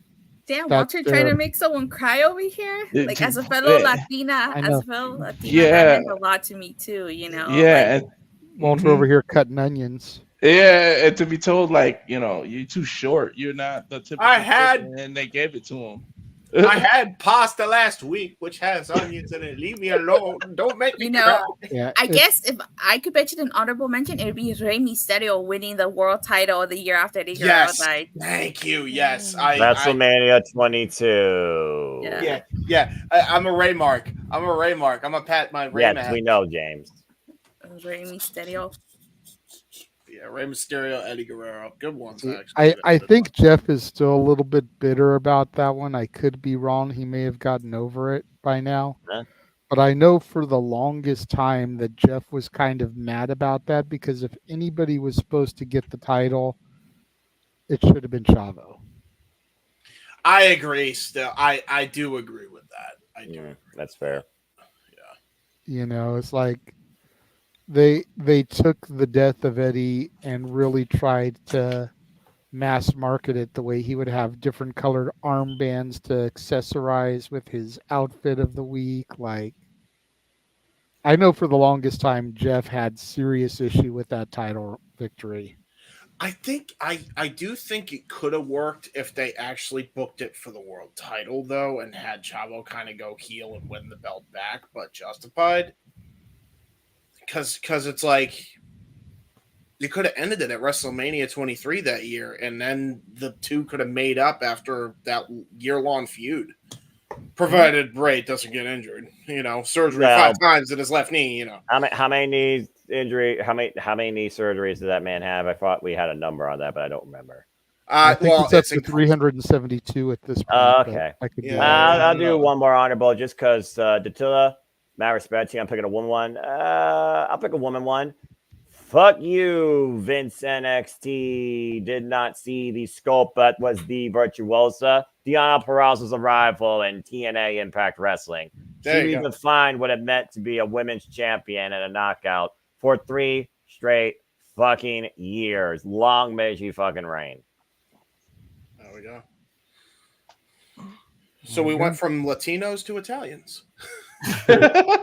and piggybacking on your comment about Eddie, going to the Cow Palace for that Frisco Fiasco convention, that was just all kinds of horrible because the promoters skipped out, didn't pay some of the talent, blah, blah, blah. Yeah. But being able to go inside the arena, stand in the stairwell, look down where the ring was, and be able to visualize the moment happening in front of me. Yeah. Got me almost as emotional as those opening streams of Johnny Cash's Hurt the night that they did the tribute. So. All right. Good stuff. Good stuff. Stat Boy said he was going to dip out from here. So go ahead and plug nothing because you're not going to be on the air next week. No, but I can still plug that I'm coming back on July 23rd Tuesday. Are you really? Yes. I'm going to be back. Absolutely, positively sure. I am going to be back in the sports bar on July 23rd, regular time, 7 p.m. Eastern, 4 p.m. Pacific. A lot of stuff has been happening. The ladies just got done with Wimbledon today, so that's news coming up. A lot of things have been happening that I'm trying to keep up with. But when we get back in, we're going to just continue on. The Olympics are coming up too, so definitely got to keep an eye on that. Until then, still trying to get the car fixed and still trying to get through these horrible, disgusting allergies that have just been sidelining me and all that. But hey, and this horrible heat wave that's turning the East Coast into the literal Big Apple. Anyway, I love you all, my family. This was a great show, great moments, and stick around because more to come. Love you all. Stat Boy out. Bye, Maggie. Bye, Maggie. And he's gone. He's gone again. And then there were 6. Well, try to organize everybody the way I'd like them. All right. Okay. Cool. So before we get into the next topic, we will take another commercial break. I know Jeff messaged that he's going to be on the phone for a little bit. So we'll go ahead and we'll run a longer trailer and try to give him a little bit of time to get off the phone. Take a look at the Gary Hebert documentary trailer, which, much like Veer Mahan, is still coming. Yes. Hopefully he won't finally debut just to get released. There's medicine for that, Well, the whole idea is for the documentary to get released. That's fair. We will be back.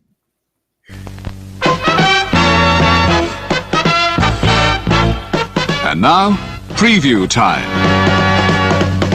So let's take a look at what's coming your way.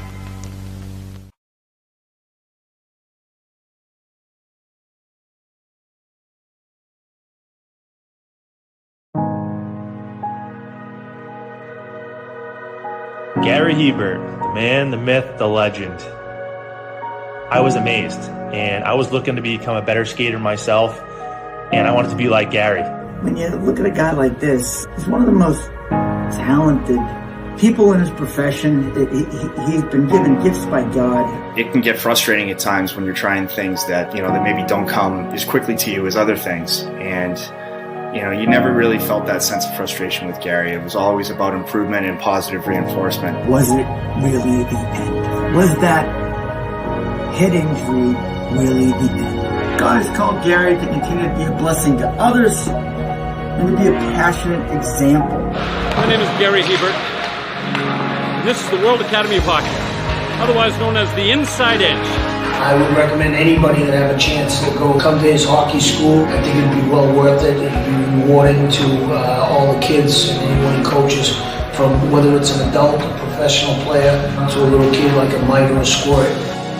Gary, from day one, has been instrumental to my hockey career. I started out as a potential Division III player, and Gary brought me single-handedly through high school and into a top Division I prospect. I owe it all to Gary, the biggest legend on and off ice there's ever been. Listen, watch, learn, be confident, and have faith. Those are the answers I was brought to. Yet, I only now am really learning how truly important those 5 things are. Through preparation, through appropriate thoughtfulness and thinking, we can learn to untie the typical knots between our ears that drive us into underachievement and underperformance. And lo and behold, we can learn things to fulfill our God-given potential. Gary has the innate ability to make people not only better players, but better people. The life lessons they learn from Gary are incredible. I can always remember leaving that rink knowing as a player I got better, or I had something to improve on to get better.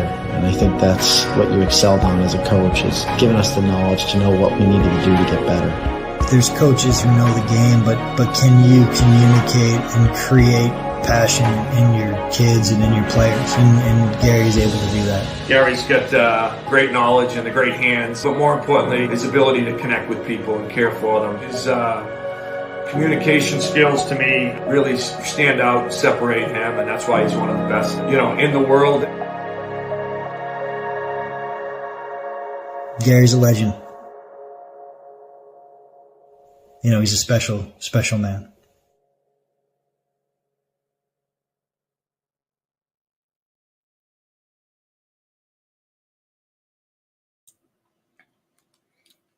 Jeff, JJ, you should let me know what you think of the preview I sent, because I love the feedback. I'm a feedback whore. Remember, I told you a while back that it got jockeyed around in my thing. You needed to resend it. Yeah, you did. Oosp. I'll do that now. Oosp. Botch. That is a botch. I completely forgot you said that. My apologies. God damn. All right, let me do the thing while you post the show. Oh, wow. So we've got one more topic that we'll discuss before we get to our main event. Yes. It was suggested by Big G in the chat. And it was Jeff who suggested we went ahead and did both of them, even though I put it to a vote, because he figured we'd have the time, and we kind of do, so. Even though I feel like this one could be a lengthy conversation piece. Mm-hmm.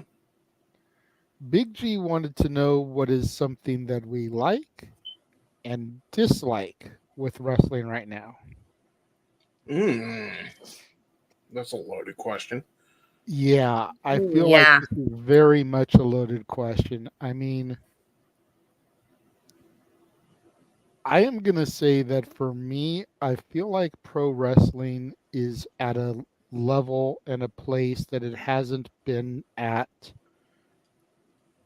since the glory days of the Attitude Era. Yeah. With WWF, WCW, and ECW.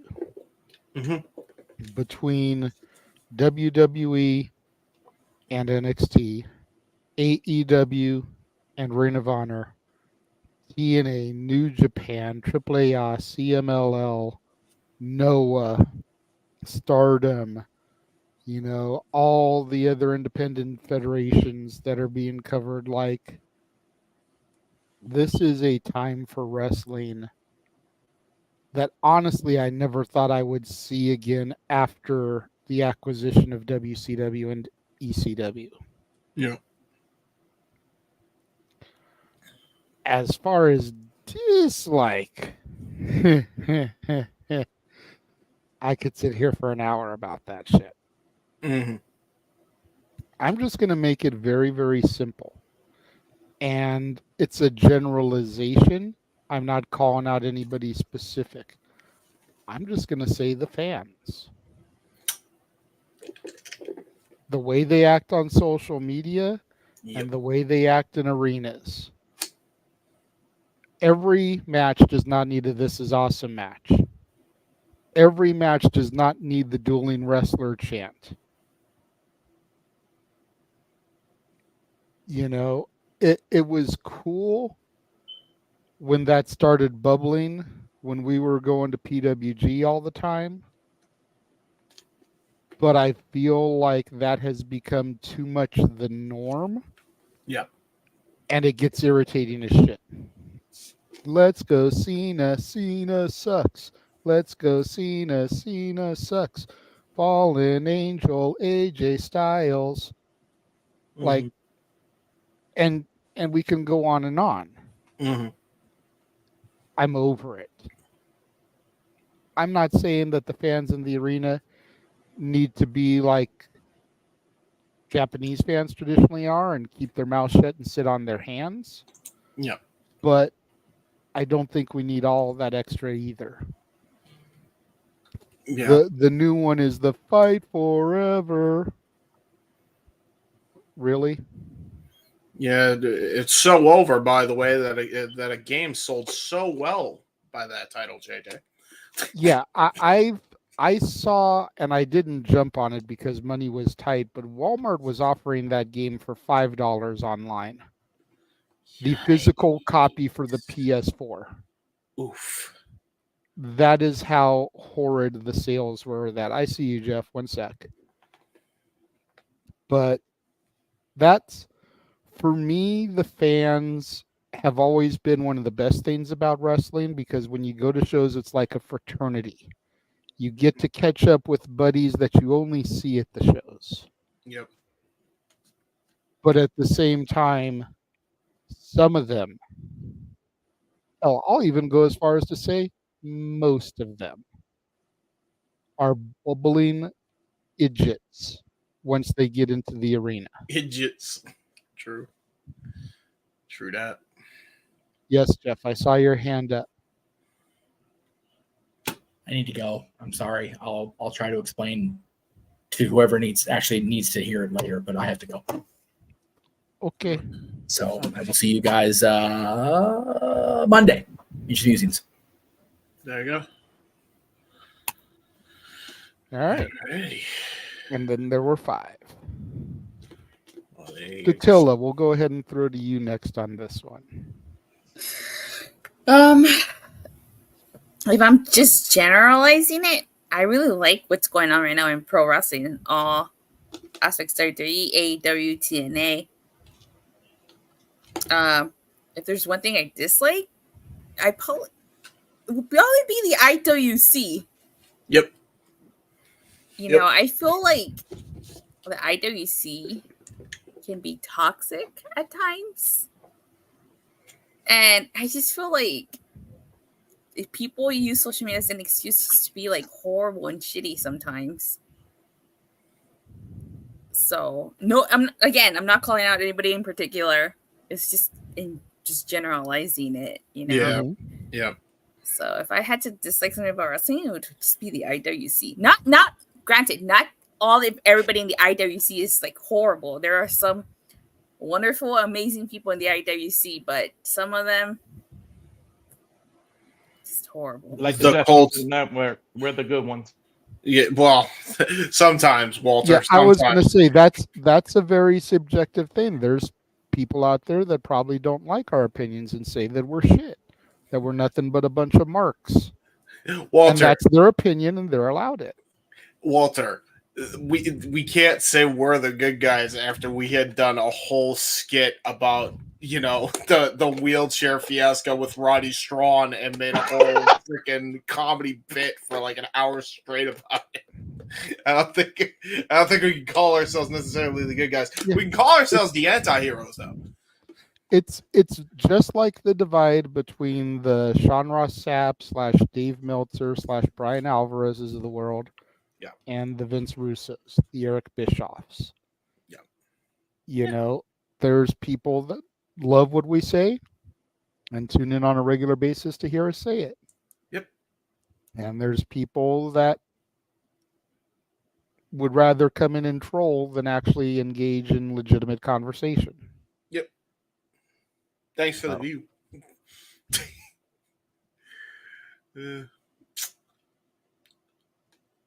May I go next, sir? Yes, go for it. Basically, you and Dattila kind of covered it all for me. That's pretty much it. Now, everybody knows, it's no secret, that I don't watch pro wrestling on a weekly basis anymore. Lately, I've been doing more frequent stuff, but that's because, Dynamite 250, I'm not missing that. I was a day oneer, not going to miss anniversary shows, just not going to happen. There are exceptions to that rule, right? But generally speaking, I don't watch Pro Wrestling Weekly anymore. And it's exactly what you guys said you hated about the industry. It's because of the online discourse. And I think the fans are one thing. Like, yeah, they get annoying, but like, whatever. I mean, you paid a ticket. That doesn't really bother me much personally. But I think it hurts the weekly viewing experience.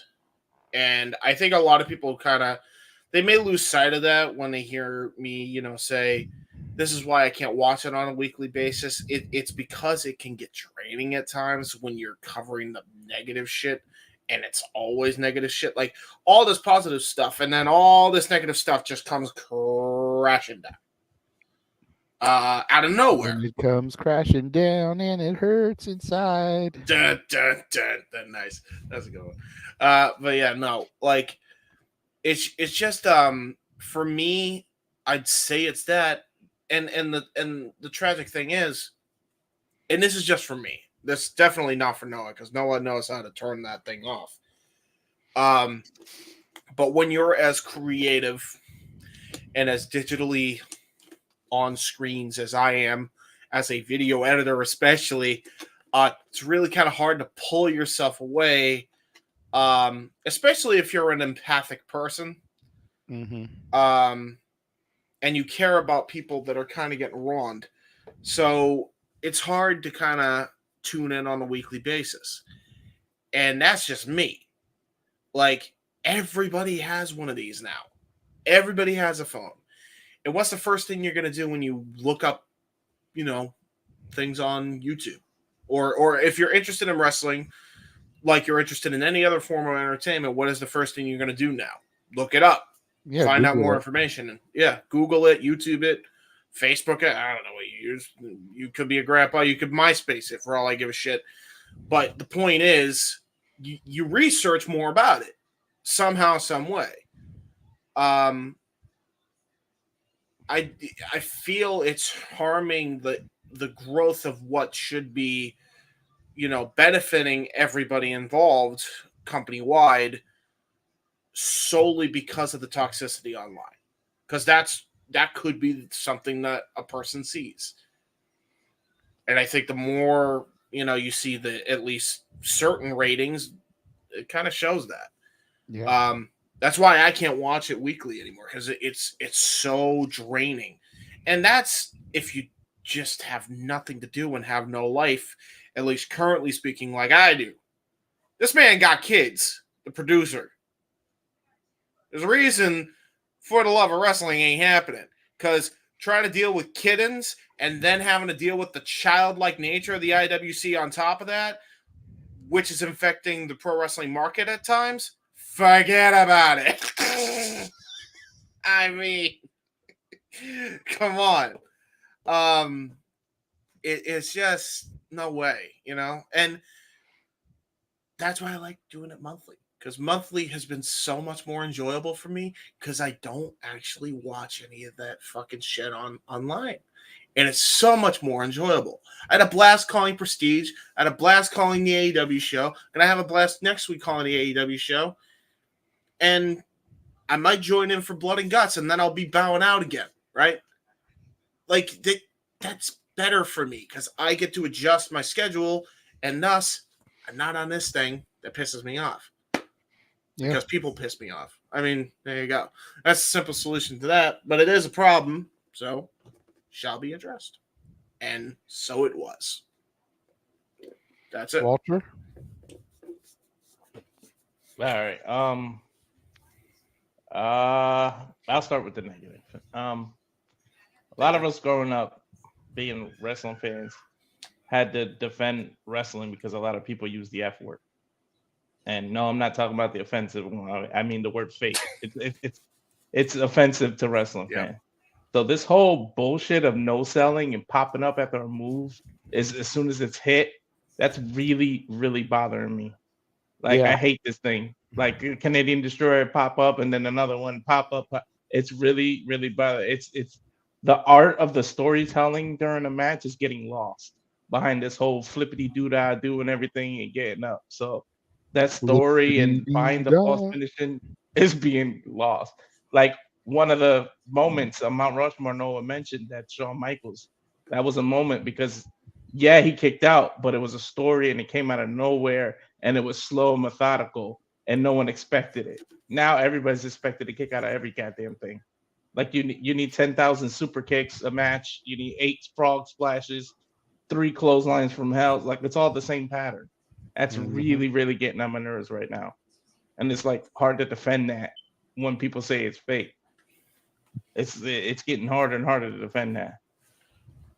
But one positive thing, the most I like is the reach of wrestling and the global and how everything's being teamed up. This whole TNA, NXT, the reach of everything being combined and just its popularity is the best thing to me. Like literally, we're getting wrestlers jumping companies without actually losing contracts and everything. They're allowed to get more exposure out there. I feel like that's the best thing about wrestling right now.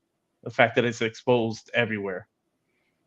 And it's not just the WWE juggernaut, it's everyone. Agreed. Yeah. To add All right. Oh, sorry. Well, JJ, I didn't mean to cut you off. It's okay. Go ahead and add to his point, and then I was going to just throw it to Noah. That's fair. I just wanted to add your negative point and kind of just to add to it, not necessarily like be a negative Nancy. I think the way to fix that, and it is fixable, produce your own style on your moves and your presentation, which the presentation most people got down pat, and then how you perform moves. Maybe not necessarily moves themselves, because goddamn, everything has been done in pro wrestling, but how you perform them. Like when you saw Booker T show up, there was only one way you could deliver a scissors kick if you were Booker T, and it was how Booker T delivered it. You know, there's only one Spin-a-Rooney master. There's only one Harlem sidekick. There's only one way you could do a missile drop kick when you're Booker T. You know, there's the knife edge chop was one of the most infamous in the business because of the theatrics. Like everything with Booker was theatrics. Rob Van Dam was literally Jean-Claude Van Damme if he was in the ring. Whole presentation, martial arts, stuff like that. People should have their own twist and flair to how they not necessarily have moves, but deliver moves. Because Eddie used the frog splash, but Van Dam had the 5-star frog splash. Much like Kevin Owens has the bullfrog splash, or, you know, the Montez Ford has his take on the frog splash and stuff like that, you know. I think it's easy to fix. Yeah. It's just a matter of will they? That's the question. All right, Noah, go ahead and bring us home. I know you don't like talking about negative, but I'm sure there's something about wrestling currently that kind of grinds your gears. And then what is there that you love about wrestling right now?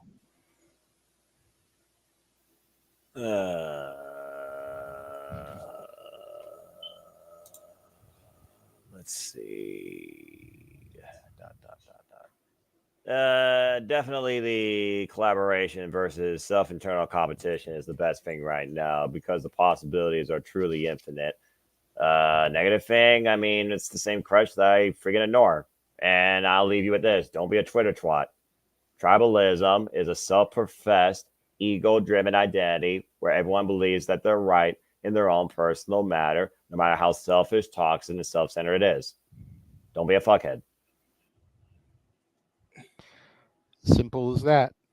I will, going back to the crowd thing that I mentioned, I will mention one more thing before we move on from this. Yep. The way the international crowds hijack the show, I get to a certain extent that they're just happy to get wrestling. But for fuck's sake, man, let the people in the ring actually cut their promo instead of trying to get yourself over. Mm-hmm. I agree. I agree with that. Yeah, sometimes it's like fun with the whole Dom thing, but sometimes I'm like, okay, let them get something out so I can kind of hear like what's going on. Even though it's fun to like boo the hell out of him and do that, I get it, but it's like at some point, let him say something so he can get it out. Well, I think that's why they're trying to slowly. I noticed through this whole Liv thing, they're trying to turn him babyface because Dom is probably complaining like, guys, like I want to like get reps in on the mic and it's impossible. Like, can we find a way to rehabilitate my character, please? I beg, please. He's not gonna go face it. Him and Liv are the heels, and Rhea's gonna go face. I don't know, man. He's got to go face eventually. I don't know. Look, all I'm saying is I never thought MJF would turn face, and then he did. And then he had a great babyface run. So if he can turn face, so can Dom. Okay? I want to see him stay heel, beat his father, and force him to retire. That's true. I don't know. All right. Go ahead and give your plug to Tella. I saw that she wanted to get out of here, and then we'll go to commercial. Yeah.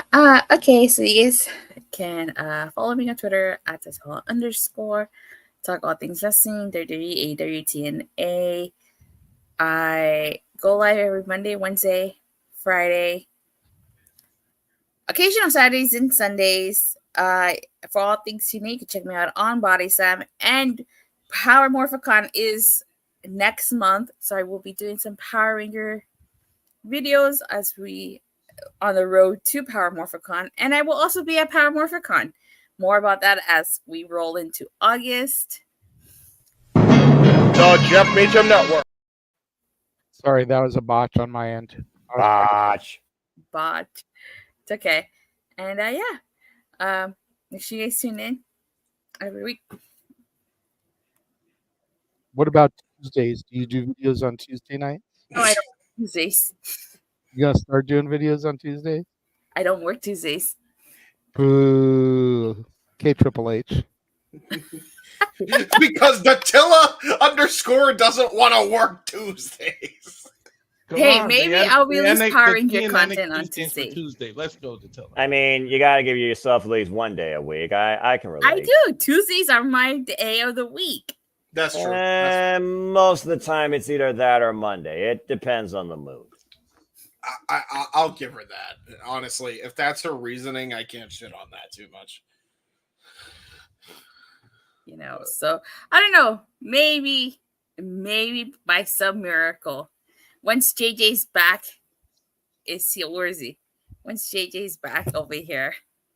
I mean, he's getting trim ever since he started that new job, so he might not need that back brace. I bet when Joe Henry does this to a WWE contract, she will start watching it. Hey, the biggest deal for not giving us what we want. That's funny. Emmanuel is also booing me. Well, I mean that's what they do. They're just giving you flack on the way out. I guess somebody has to. Maybe one day. We'll see. Never say never. I haven't said I never would watch it. I'm just saying I'm not going to watch. Yes. You got to give the people what they want. Who am I? Just don't Diener? treat it like Just don't treat it like the documentary with James. Well, I mean, she's had more NXT uploads than I had releasing this documentary, so that's kind of already done. I mean, 2 reviews in one night. Yeah. Yes, I can't be too mad. Yeah, that's true. Yeah, and I gave it a Sean Spears perfect 10. What more do you want from me? To watch more, because if you enjoyed it enough to give it a Sean Spears perfect 10, then they're doing something right. Why would you cease to watch a product that you gave a perfect 10 to? I will say this. That's a fair question. Okay, well, let me ask you this. If NXT is as good as you say it is, why is it that the 2 biggest talking points were not NXT related? It was TNA related from this week's episode. Was there not anything else to talk about besides those 2 things? Yes, there was. And there's definitely something that's been talked about a lot, at least by us on here. And that's the fact that Thea Hale won her match and could very much be ending up to challenge Roxanne Perez. And if she defeats Roxanne Perez, then Noah has to buy a Chase U t-shirt. Not gonna happen. Not gonna happen. And to play devil's advocate to Dattila, outside of these watch-alongs and this NXT NA excitement known, I still don't watch TV because, well, fuck television. And the only TV product that actually engages me is TNA and AEW. Other than that, everything else is stream-based and rest and gaming. That's fair. Because I don't have Fox and Raw still too long, still has too much filter, and still to me sucks. That's fair. Can't wait for Netflix. God damn. I actually might give it a chance. We'll see. We'll see where I go with, but I will say from the time that I started doing this whole thing with you for JJ with NXT from January up until now, some episodes have really been a hit or miss. Some of them they start off strong and they kind of dip, pick up again, and stuff like that. So it's like I feel like, like with TNA, there's never a time where I was like, oh, this was a terrible episode. Like I feel like every episode is like great, and with NXT, I feel like sometimes it's a good episode, sometimes it's not. Sometimes it's kind of like, really, this is it, like. So that's just my take on it. See, that's fair. And I'm totally willing to give you your opinion, and I feel the same way about the TNA product. I feel like I haven't seen a bad show from any company other than AEW. And I'm just speaking television, not pay-per-views. Yeah. But there have been stuff when I'm watching TNA, and I'm like, really?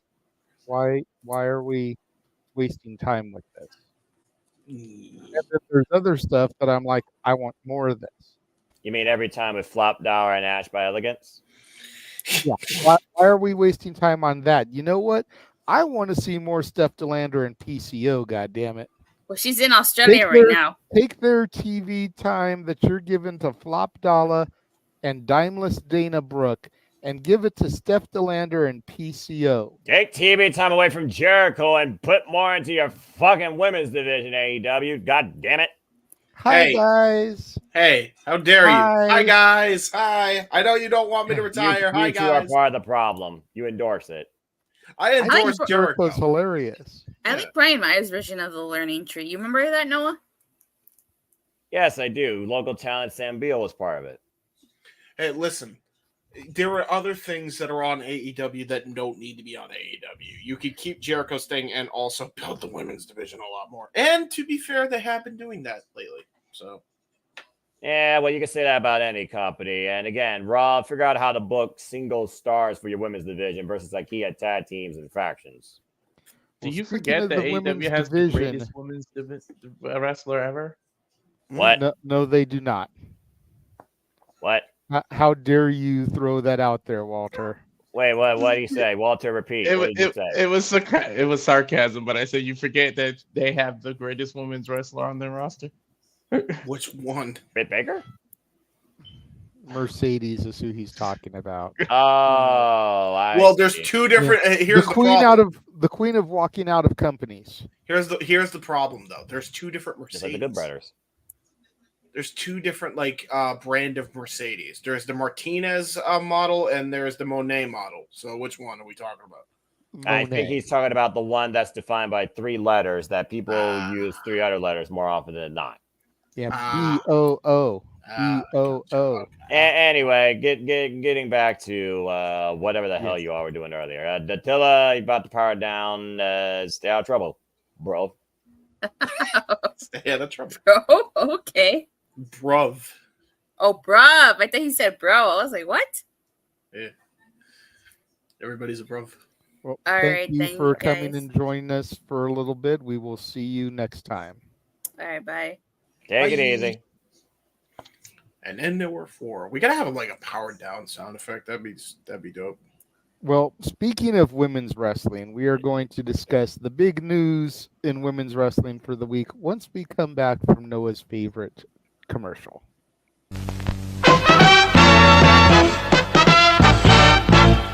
And now, preview time. So let's take a look at what's coming your way.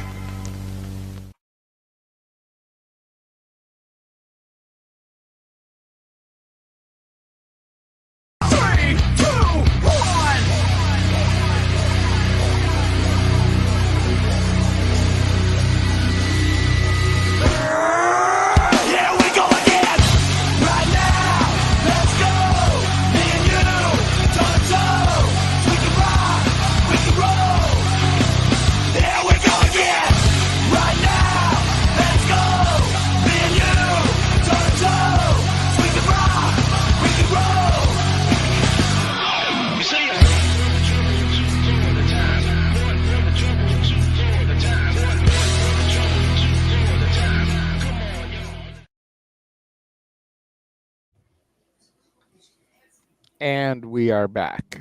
Wrestling, and combat Yeah. sports and contact sports. I was like, Danhausen, where the hell you come from? But yes, all the wrestling.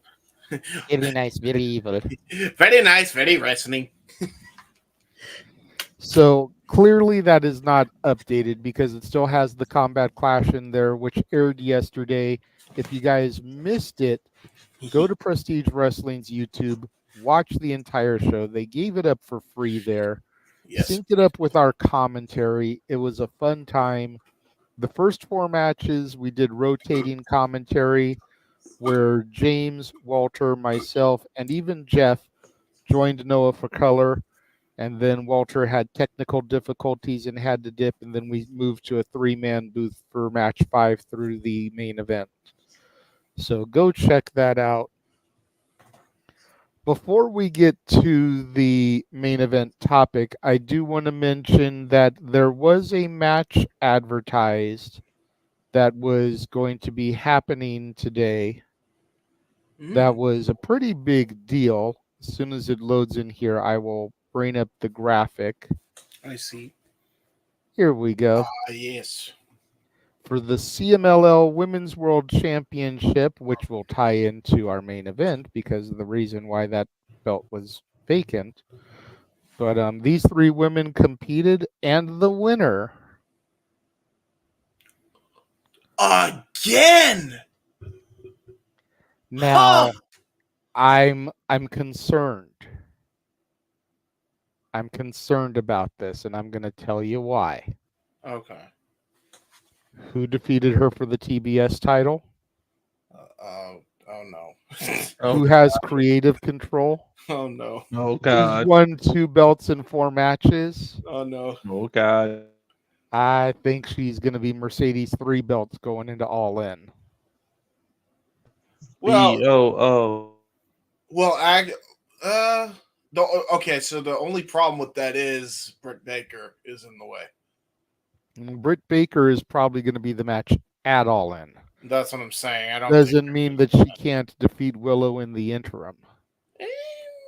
I mean, there is an open challenge on Wednesday for episode 250. Anybody except Britt Baker. Willow could, in theory, come out for her rematch and say that Mercedes say that the only way she's going to get the opportunity is if she puts that belt on the line. No, she can't. Challenger, no. Oh. Well, don't spoil it because I don't know. Oh, well, worry avoided at least, JJ. There you go. But the big news this week is that Stephanie Vaquer, and I hope I pronounced that right. Valkyr. There's no L in it, though. Yeah, it's weird. Spanish. Yeah. Fair enough.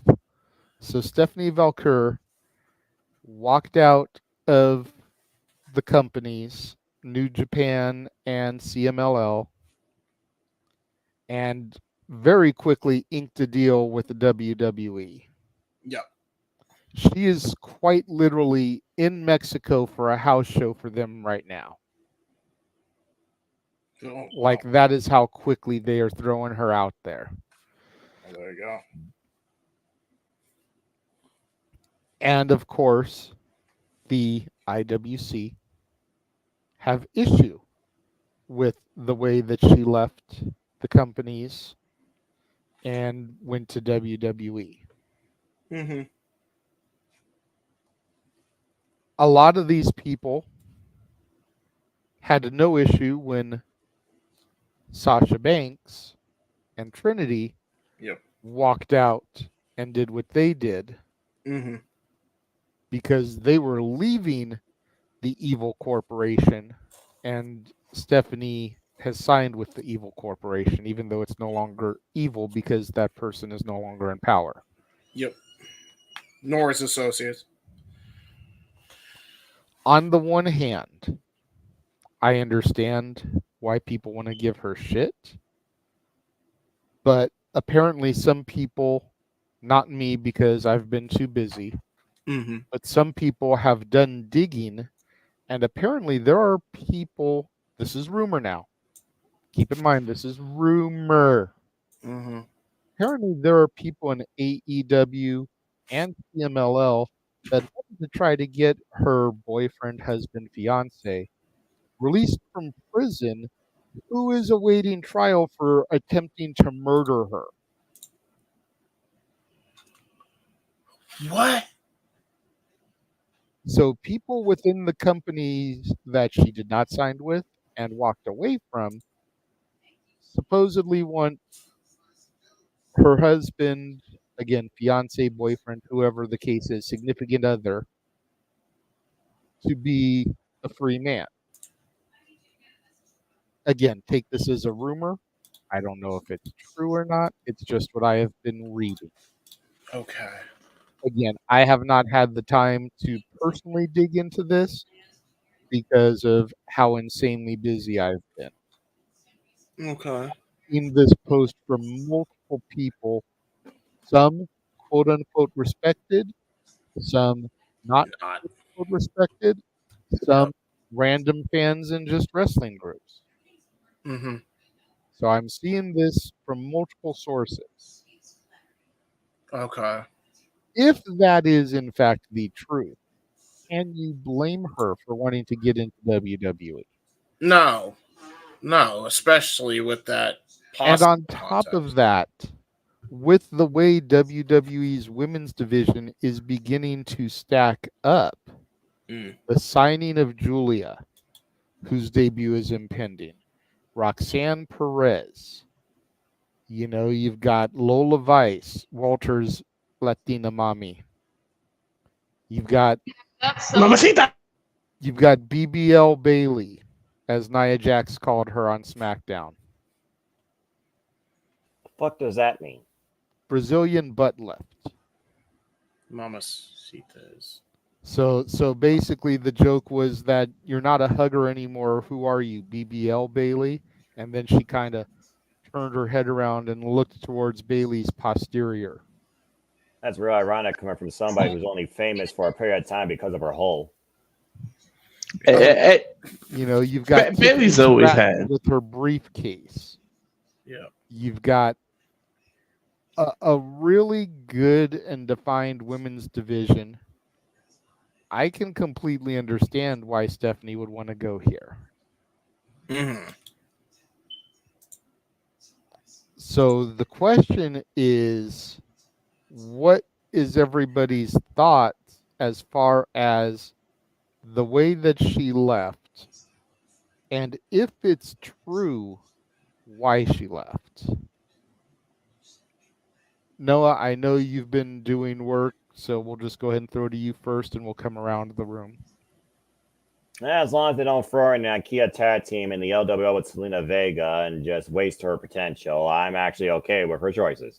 That being said, pretended legal. Oh, who the fuck am I kidding? There's no justice. If that is true, then yeah, get the fuck away from something that holds you back from living your life. Bottom line is this: I don't look at a company. I look at the business as a whole, as a fan who keeps their phone in the pocket, learn something. Good for her. I mean, at the end of the day, if somebody wants to pursue a different venture somewhere else where bigger opportunities could await, as well as newer challenges to overcome, such as the virtuoso Diana Purrazzo, who went from TNA to AEW and now is looking to reshape it into her own marvelous masterpiece of chaos, long may she reign. I have nothing but respect for Stephanie Valkyrie. I've been a fan of her since discovering her last year at Resurgence and following her work through CMLL. And the thing of the matter is, the individual itself is what makes the business, not where they work or who you think they should be working for or what championship you think they should be having. So, I mean, if there are personal reasons behind it, that's nobody's fucking business. It comes out of the woman's mouth herself in Espanol with a reliable person like Denise Salcedo. So, yeah, I'm very happy for her. And at the end of the day, I hope other people follow suit. Go where you believe, the best opportunity to give what you want to give to this business can potentially happen. That not only benefits the business, but benefits you. Hopefully for the rest of your life. I wish Stephanie nothing but the best, but WWE, for the love of God, again, your main roster, make more single top female stars. Stop trying to reinvent the wheel 15 times with tag teams. It isn't working. That's fair. Emmanuel, I do see your comment there. I did forget about that. So we will take care of that once we're done with this topic. Walter, go ahead. I have absolutely zero issues with what she left, how she left, and why she left. If those rumors are true, get as far as effing as you can away from that toxicity. That is stupid and ignorant. Why would they do that? And that just shows how low somebody would go just because you didn't get what you want. Because you know these other companies wanted her, and they're just bitter because she signed with what is best for her and what can provide her a potential lifestyle for the rest of her life, like Noah just said. I have zero issue with what she did, and I could only wish her the best, like Noah said. So hopefully WWE doesn't screw her up and they do it. It looked like I think they're gonna. I don't think they will though, because they already got her on a house show, like you said, in Mexico. They already want her in front of the crowd, so I think they got high hopes for her. So here's to them booking stuff correctly. But yeah, I have zero issues with what she did. For her, it's for her safety. All right, there you go. It's funny when you mentioned the ignorance, I immediately flashed to that episode of South Park with Michael Jackson. No, that's ignorant. yeah, I remember that one. Nice. That's good. All right, James. I'm sure you've got quite a bit you can say on this one, but let's try to keep it quick so we can get to Emmanuel's topic that I forgot about. Right. Man, I had no idea that was even going around the horn. Do we know the wrestler in question? Not that they deserve the effing publicity, but No, is this I do the not. wrestling douchebag like that abused her or tried to murder her? Like a part of it? Like nobody knows him, right? From Not to my knowledge, no. Noah, do we know I'm gonna who this? see if I can find the information, but just keep on going. Okay. Games, you know by now, I keep to myself. I can give a fuck all about anybody else in this world that's not related to me or my family for my own benefit or for my family's benefit, as you were. That is fair. And I assume Walter is just as clueless as I am. So there you go. Okay. So what I will say, even though it does seem like a bunch of sources have vetted or at the very least connected possible dots, this is all still speculation. And I'm just going to say that just to cover my own ass. And quite honestly, it's just kind of the responsible thing to do at this point. Exactly. That's why I said that it was rumor and private chat. Awesome. Let me see what we have here. Okay.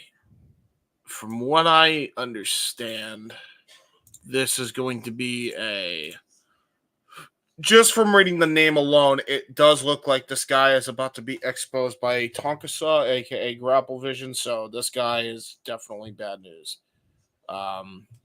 He has been in the he's been in the bad public light, very similar to Alberto L. Del Dipshit, for obvious effing reasons. Really not surprised there. So yeah, wrestler. Let me just see if I can find anything on this douchebag. I'm not giving him the name because if he really did that, he doesn't deserve it. So yeah. I'm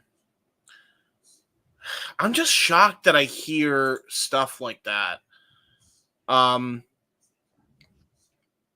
Because okay, so I'll read what JJ sent in the private chat because to me, having the full on information and plus what I have from Stephanie Valcure will tie in perfectly. According to the complaint, Del Dipshit number two, The person in question. the person in question, choked her and threw her against a wall. On March 9th, CMLL released a statement stating that they energetically condemn there we go any form of violence against women and reiterate our commitment to promote a life free of violence and harassment in our staff and attendees for future arenas. On March 10th, after a show in AAA in the city of, not even going to try to pronounce that, Aguas Calientes, it looks like. Thank you. Was arrested and an arrest warrant to Mexico City and charged with attempted homicide and domestic violence. Yeah, so I mean, I'm sorry. Yeah, it's aguas caliente, hot water. That's okay. what that literally means. Okay, gotcha. Now, my thing with that is AEW wrestlers wanted this guy free. I could see CMLL wrestlers just because the culture in Mexico is which it shouldn't be the way it is, but that seems fishy to me because CMLL I can believe wrestlers from there I can believe they want him back because they see it as an injustice because a lot of them are douchebags. They really don't give a fuck. Like it is abuse and neglect and homicides are through the roof there. I'm not even just saying that to be a douche. That's just how it is there. It's been a very bad epidemic for a while now, especially in Lucha Libre, unfortunately. So I just want to point that out there right now. I don't think that AEW wrestlers, unless they happen to be from CMLL, wanted this guy back. That's what I was going to throw out there as you were pondering the question is, aren't people like the Lucha Brothers originally from CMLL? They are from AAA, but okay. But I do know that they've been working, not the Lucha Brothers, but AEW have been working recently with CMLL. Yes. And this whole Wrestle Dynasty thing is supposed to have CMLL involvement. Right. So that could be part of the basis as to why they wanted him. Now, there is a couple things that kind of led to this theory to be pretty damn accurate, unfortunately. This tweet from Stephanie Valkyr, which this is Google Translate, so I don't know if they mispronounced anything, but this is from what Google Translate says. From Stephanie Valkyr herself, at this moment, I stopped belonging to the ranks of CMLL and New Japan Pro Wrestling. Clarify, I am leaving through the big door. Forever grateful to the World Wrestling Council and New Japan Pro Wrestling, and in the best of terms. Now, I find it interesting that they mention World Wrestling Council and not CMLL. She does not mention CMLL once. So that tells me it's not AEW that's really the issue. It's CMLL entirely. Unless World Wrestling Council has a working relationship with CMLL, in which case, forget what I said entirely. But if they're two different entities, she did not mention CMLL at all in any kind regard, in any negative regard either. However, CMLL didn't necessarily bury Stephanie on the way out, but like didn't say anything positive or negative about her either. Probably to protect their ass legally, if this is true. And unfortunately, it ain't the first time Lucha has harbored an abuser and possible homicidal maniac. I point to Alberto Del Dipshit in AAA. So it wouldn't shock me. And judging by how CMLL responded and the fact that Stephanie Valkyr herself did not mention CMLL at all by name, this one might be the most accurate story that any dirt sheet has reported all year. Unfortunately. That sucks. Man, I mean, at least we waited. At least we waited. I remember we even talked about it too in the private chat. Like, let's wait until we get all the facts before. And we don't even have all the facts yet, but we have most of them, I think. We wanted to wait before we reported on anything. And I think, CMLL kind of buried themselves. So, yeah, honestly, I'm with Walter. I firmly stand behind her in that decision. Stay the fuck away from there. Never come back there again. And, happy WWE contract signing day for you. As you deserve it. Yep. Goddamn. I just have a hard time, and maybe this is my personal issues with Mercedes, Sasha, but I have a hard time gathering the fact that people are upset over this, but weren't upset over that, or trying to claim they weren't upset over that because they're not the same situation. It's like, this is 100 times worse. This is way worse than one. And both were pretty bad, by the way. Just to clarify. Yeah. But to our knowledge, nobody in the WWE tried to commit homicide on Sasha Banks. No, just sexually harass her. That was it, I think. So, this is infinitely way worse. I mean, I wasn't even mad at either one. That was the thing. That's just me. And the other thing is that if the reports are true, Stephanie walked out an hour before the show. The other two walked out in the middle of the show. Oh, an hour before the show. Okay, so this was a recent day. So this had to have been a CMLL thing then. There's no way AEW had any say in this shit. That tells me everything I need to know then, because that's definitely a CMLL problem, not an AEW problem. Oh boy. Oh boy. Oh no, it's not looking good for AEW's newest partner. Oh no. Oh no. Yikes. And to be fair, I don't think it's CMLL in maybe it's not CMLL the organization, maybe it's just wrestlers that want him freed. which it seems like a lot of wrestling dirt sheets seem to corroborate that claim. So maybe it's just the wrestlers and not necessarily the company. And for AEW's sake, I hope the fuck that's the case. Because that's not a good PR look. Yeah. Jesus. All right, let's get off this topic. Let's do the topic that Emmanuel had brought up that I had forgotten about, and then we will get out of here. Sounds He good. actually brought this up on an earlier stream during the week and super chatted it. So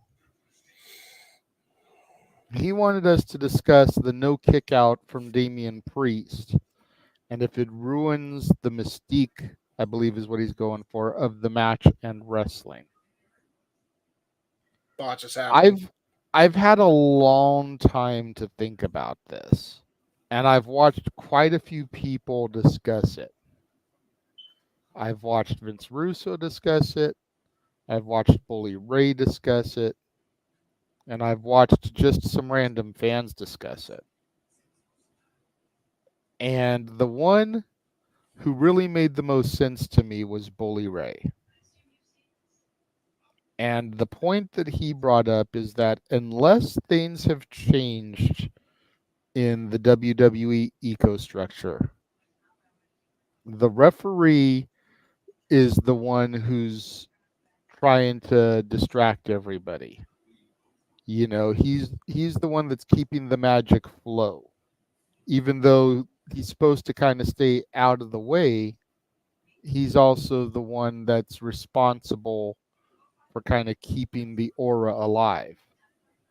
If Priest didn't kick out on his own accord, the referee should have called for the 3. I understand that Priest may have been KO'd temporarily, because Bully even pointed out that you can see him wiggling his fingers, trying to make sure that like he wasn't paralyzed or anything. From the knee to the head, I think is what it was that knocked him out. Yeah. So it's like the referee should have done the 3 count. Seth wins the title, and then if you pull the trigger right away for Drew to cash in, so be it. Yeah. But by the referee not calling for the bell in the 3, the ref did more harm to the match than Priest not kicking out. Yep.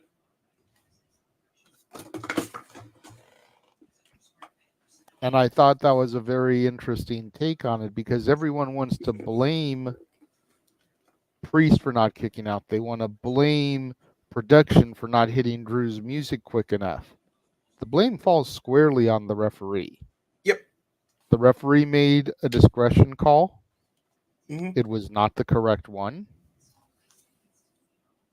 And if anybody is responsible for ruining the magic, it's the referee in that match.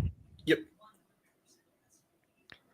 I don't know if I would say that it completely ruins the magic, because like James said at the outside of this conversation, shit happens.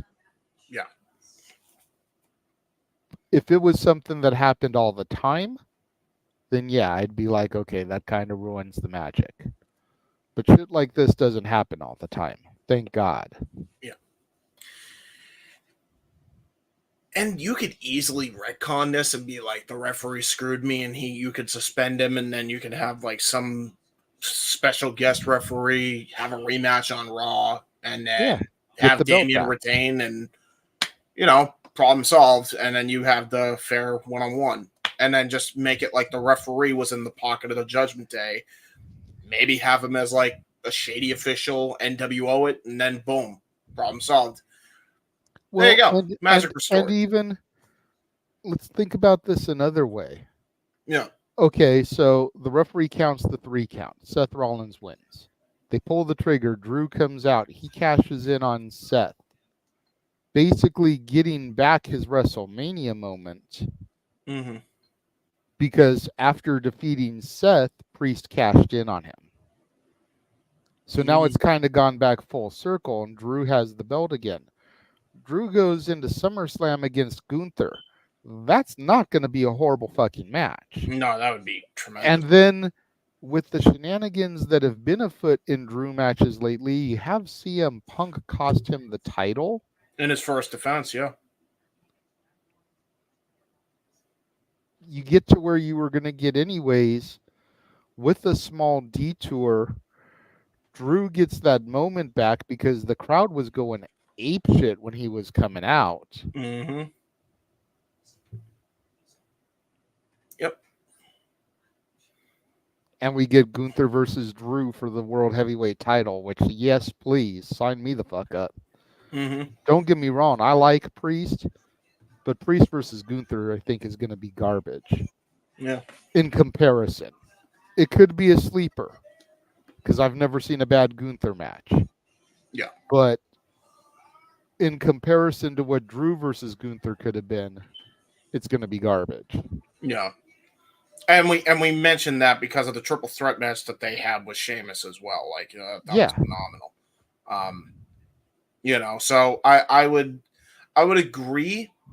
However, I also could say, if you're gonna do that, you could easily you could have just had like Rollins versus, or you could have had Drew versus Gunther, and then you could have had CM Punk versus Seth Rollins versus Damian Priest to crown a number one contender. Those two are busy trying to tear each other apart, allowing Priest to get the number one contendership, and then you build Priest versus Gunther at a different pay-per-view. And then have Punk cost Drew the title, and then you can have a triple threat match between Rollins, Drew, and Punk in a Hell in a Cell. Because there's bad blood between all three of them. And there's history between all three of them. At Bad Blood. Boom. I did it. Walter, Noah, anything you'd like to add to this topic before we do our final commercial and go to plugs? Go ahead, Noah. Shit happens. Yep. That's exactly what I was going to say. Fucking Noah. I was going to say stuff happens, man. We can't. I mean, he could have counted 3 because people call it a shoot count. That the referees were used to be told back in the day to just do shoot count. Like Taker's streak was almost ended before, because he was going to count the 3 because he was kind of hurt in the match before the whole Lesnar thing, because referees are told. But if he didn't, he didn't. We got to where we got to. So stuff happens. I don't think anybody per se is to blame for it, but it did kind of took a little bit away from the match. Like, what was the point of that? Why did he stop counting? And it like messed with the fans. Like, you can audibly hear the fans' reaction. So it kind of took away from the mystique. But what are you gonna do? It happens. But yeah, I think Seth versus Gunther or Drew versus Gunther sounds on paper a lot better than Priest versus Gunther. But I don't give a damn who the opponent is as long as Gunther's walking out the champ. That's what I care about. Yeah. And by the way, if you people really have a problem with the fact that there was a botched pinfall, I mean, you would hate Botchamania. Jesus Christ. I mean, Matthew, you'd be pissed at Matthew. You'd treat him like we treat Meltzer. You really don't like it. Yeah, damn. All right. Before I run this last commercial, I was just kind of scrolling through Facebook and I found something that shocked the shit out of me. So I'm going to go ahead and mention it here. I'm reading this from WrestlingInc.com, so take it for what it's worth. Okay. Apparently, Dory Funk Jr. is penciled to return at the ring at 83 years of age for, and I'm probably going to botch this, but Atsushi Onida's Frontier Martial Arts Wrestling in Japan. Says the infamous hardcore promotion is due to hold a memorial show for Dory's brother, Terry Funk, on August 24th at the Kawasaki Stadium. Onita will be teaming with a yet-to-be-announced partner against Funk and Osamu Nishimura, who is confirmed to be participating on July 9th with Padre del Death match, living up to the moniker by expressing his desire for it to be an explosive death match, though the stipulation has yet to be finalized. So at 83 years old, Dory Funk Jr., former NWA World Heavyweight Champion, brother of Terry Funk, the man responsible for the Funkin' Dojo, who was responsible for training the Hardy Boys, Edge and Christian, etc., is getting into the ring at 83 years old to wrestle a match in honor of his brother. We thought Flair's final match was fucking nuts. We may have to do this show, gentlemen. For the dude, this is gonna be a dream. He's 83 years old. He's going into an exploding barbed wire death match. What the fuck is going on? Why? You could do what Flair did and just do a regular tag. Why is it exploding? All I gotta say is some doctor's pocket is really fat right now. I was about to all I know, I owned a couple of FMW tapes back in the day. And I've seen some of the shit they do in this company. And I'm like, holy fuck. Yeah. I forget the name of the tape, but there was a women's match that was not this bad, but it was the most extreme women's match I still have ever seen in my life. Send that to me. And I don't have the video anymore. I couldn't tell you what it was. I'd have to do some serious digging. But holy hell, Dory Funk Jr. at 83 years old is going to potentially be in an exploding barbed wire death match. I mean, I guess he figures if he dies in the ring, it's good for business. He's already lost his brother. He's 83 years old. He's lived a full life. Like Roddy Piper said, if you're going to die, die in the ring. Draw money with it. I don't know about that, Chief. I don't think they meant that in a literal sense, Dory. Trust me, it's not something I want to see happen. I wouldn't wish that on anybody, but that could be his philosophy. Don't die. Don't die like that. No. Please don't. No. I mean, to be fair, I act like it's gonna be a bad thing, but like the way they do exploding barbed wire deathmatch, the exploding things are like around the ring, so it makes it look like the ring exploded, but it didn't actually. This is also Japan. They're knucking futz. They are knucking futz, but if you saw the Terry Funk and Asushi Onita match, you'll see what I'm talking about. Like it is very safe. It just looks cool. And it looks dangerous, but it's actually like really cool. They'll be fine in that respect, but like it's still a hardcore match, and he's 83. I mean, I would imagine Dory would be smarter than Flair was, and hydrate and not drink beer constantly before fucking bell time. So. There's that, but some doctor got way richer to clear him. I'll tell you that. Right? I was about to say. I mean, maybe we say this, and then all of a sudden he's gonna like pull out a fucking Canadian destroyer. Like that's what we're gonna see. It's right? Just some crazy shit like that. He'll do a top rope fucking Panama Sunrise and be like, "What the fuck?" And that will explode the ring. Some crazy dumb shit. All right, so that's going to wrap up the topics. We'll run the watch along trailer one more time, then we'll come back to our shows and get the hell out of here. Woo!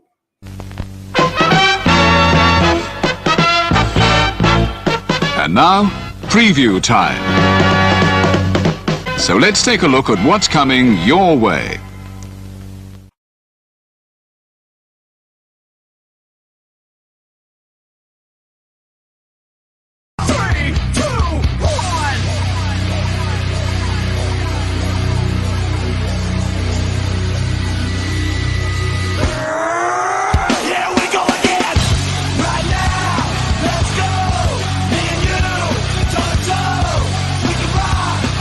Roll!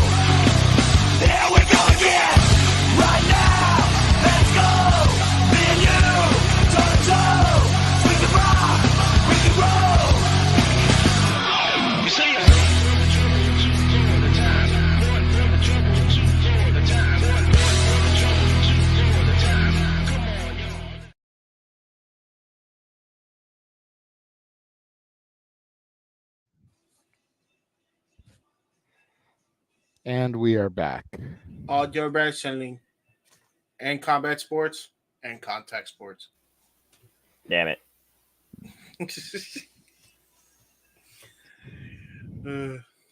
Oh my god. So much good stuff. And we are tired.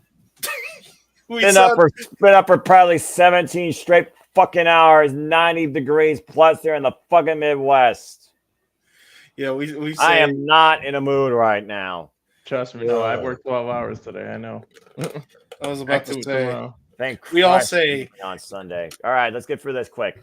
Yeah, Walter. All right, so on Twitter at Walter Alex Screws, the business. I don't know why that pops JJ when I say it, but the business Instagram Cal Fire Farms and the at Rage of Wrestling YouTube channel is where you can find me on my socials. Yes, broadcasting officially there for the first time tonight with the actual correct graphic and description and the whole nine, because Walter finally gave Jeff the clearance for his account. So now everything will be through Walter's page officially and not bootleg streamed. Bootleg bloodline. It's like going to the swap meet and buying a bootleg mix CD and shit. Yeah, right. So you can find me on Instagram, the Renegade JJ Williams, on YouTube, Casa D18 Studios, on Twitter, ROWJJ Williams. I post crazy things. Not as crazy and dumb and things as James does. I don't have the t-shirt graphic loaded in here. That's in a different room, but Oh no, I thought it was in there. No, oh, I don't know. Let me scroll real quick. No, it's you not don't. in Yeah, there. you don't have that. Oh, But anyways, yeah, I post hot takes. I post crazy shit. Follow me. I'm tired too, dude. I told y'all at the outset. It's funny. It's all Just as hot as Noah is. You got to remember, my car has no air conditioning, and I do Uber Eats. So trying to sit in the car, waiting for an order, no air conditioning. There's very few trees up here that give off shade. That's true. Like it's no bueno. I'm telling you, James. Hi, it's me. You can find me on YouTube and Twitter at jhebertside95 and also on Facebook if you want to add me at JMC Van Hebert. Even though we don't have the t-shirts, I do really cool in dumb things on the internet. Believe it or not, we have the 1 in a Million documentary trailer, and by the end of the month, the documentary will actually be coming out. Yes, it's going to be out before SummerSlam, guys. Believe it or not. I know it's been a running gag. Nah. So what's gonna happen first? Stat Boy reopen the sports bar, or James drop the actual documentary? Well, if he goes next week, Stat Boy opening the sports bar. I'll give you Stat Boy is supposed to be reopening on the 23rd, from what I understand. Yes, he definitely him first. Okay. It's going to be before SummerSlam is the plan. Anyway, check out those two, and believe it or not, a Jay Hebert side. I finally am going to be dropping one. It's already pre-recorded in the can, so go check that out on my channel right here. Finally going to be updating that. It's about damn time. I know. Listen, everybody wants me to get the documentary done, so I'm putting that as a priority. But I had some time, and I was like, you know what? Just do it. Just wing it. So I winged it, and it's going to be going up. So, yeah, interesting show, that one. There you go. And Noah. Yeah, sorry, folks. Again, I've just been spent. I hate summer. It's my least favorite season. I don't understand you all that love this season. You're weird to me. Winter and darkness for life. I agree. Anyway, follow me if you choose. I barely post shit. Adam Foster 1916 on the Twix and on YouTube. Again, I mostly just do the ATW impromptu with my ATW crew. I take part in this and other activities here in the Multiverse of Media as well. I moderate City Predicting. And again, you can give your own simple poll choice opinion on all the shows we cover here across all things wrestling. And stay tuned this week again for City Predicting Summerversary, as well as watch line coverage for that, along with so much more. I'll be busy since Tuesday, and I'll be much more awake because thankfully, it should be a little cooler as the week progresses because I am so over this summer shit. But anyways, I always wish to encourage you. Just your life, respect one another, support each other, protect your mentality, and enjoy wrestling too. It's truly as simple as that. What a great week for the professional wrestling business it's been. And seriously, people, stay off your freaking phones and try and relax on the Twix, especially when it comes to outlandish thoughts, comments, and opinions that you believe are right, which are just utter bullshit. There you go. To Noah's point, it's been a hell of a week, and it's going to continue to be a hell of a week. Again, if you missed our call of Combat Clash PDX from Prestige Wrestling, go back in the archives across the Multiverse of Media. Check that out. You can also watch the actual event on the Prestige Wrestling YouTube channel. They gave it away for free. Meech's Musings will be back on Monday, 4 p.m. Pacific, 7 o'clock Eastern. And then we kick off our regular television watch-alongs as Walter and Noah will be back to do NXT on Tuesday, 4:30 p.m. Pacific, 7:30 Eastern. Of course, the Great Cherry Show Wednesdays at 4 p.m. Pacific, 7 Eastern. And then we will have our coverage of AEW Dynamite 250 at 4:30 Pacific, 7:30 Eastern. We will also have our coverage of TNA Impact this week, 5 p.m. Pacific, 8 o'clock Eastern. And then almost immediately following that, going to take a little bit of a half-hour break. We will be simply predicting Slammiversary, 7:30 p.m. Pacific, 10:30 p.m. Eastern. Of course, that leads into our coverage of Slammiversary that'll kick Jordan off. Grace deserves a better opponent. Continue. That'll kick off at 3 p.m. Pacific, 6 o'clock Eastern. And then, if the rumors are true, Stat Boy Sports Bar will reopen their doors on Tuesday, July 23rd. And then that same week, we've got all of this stuff too. Blood and Guts watch along for AEW Dynamite, Death Before Dishonor, UFC 304 that'll be covered by Walter Cruz and James Hebert, Bloodsport that'll be covered from Walter Cruz and James Hebert. To take the phrase from Noah, and I'm not going to do it, but all the wrestling, all the professional wrestling, damn it, and combat sports, and possibly legitimate sports. There is talk, depending on Statboy's schedule, of doing some Olympic watch-alongs. Preferably medal matches, but we're definitely looking at gymnastics so that we can cover Simone Biles.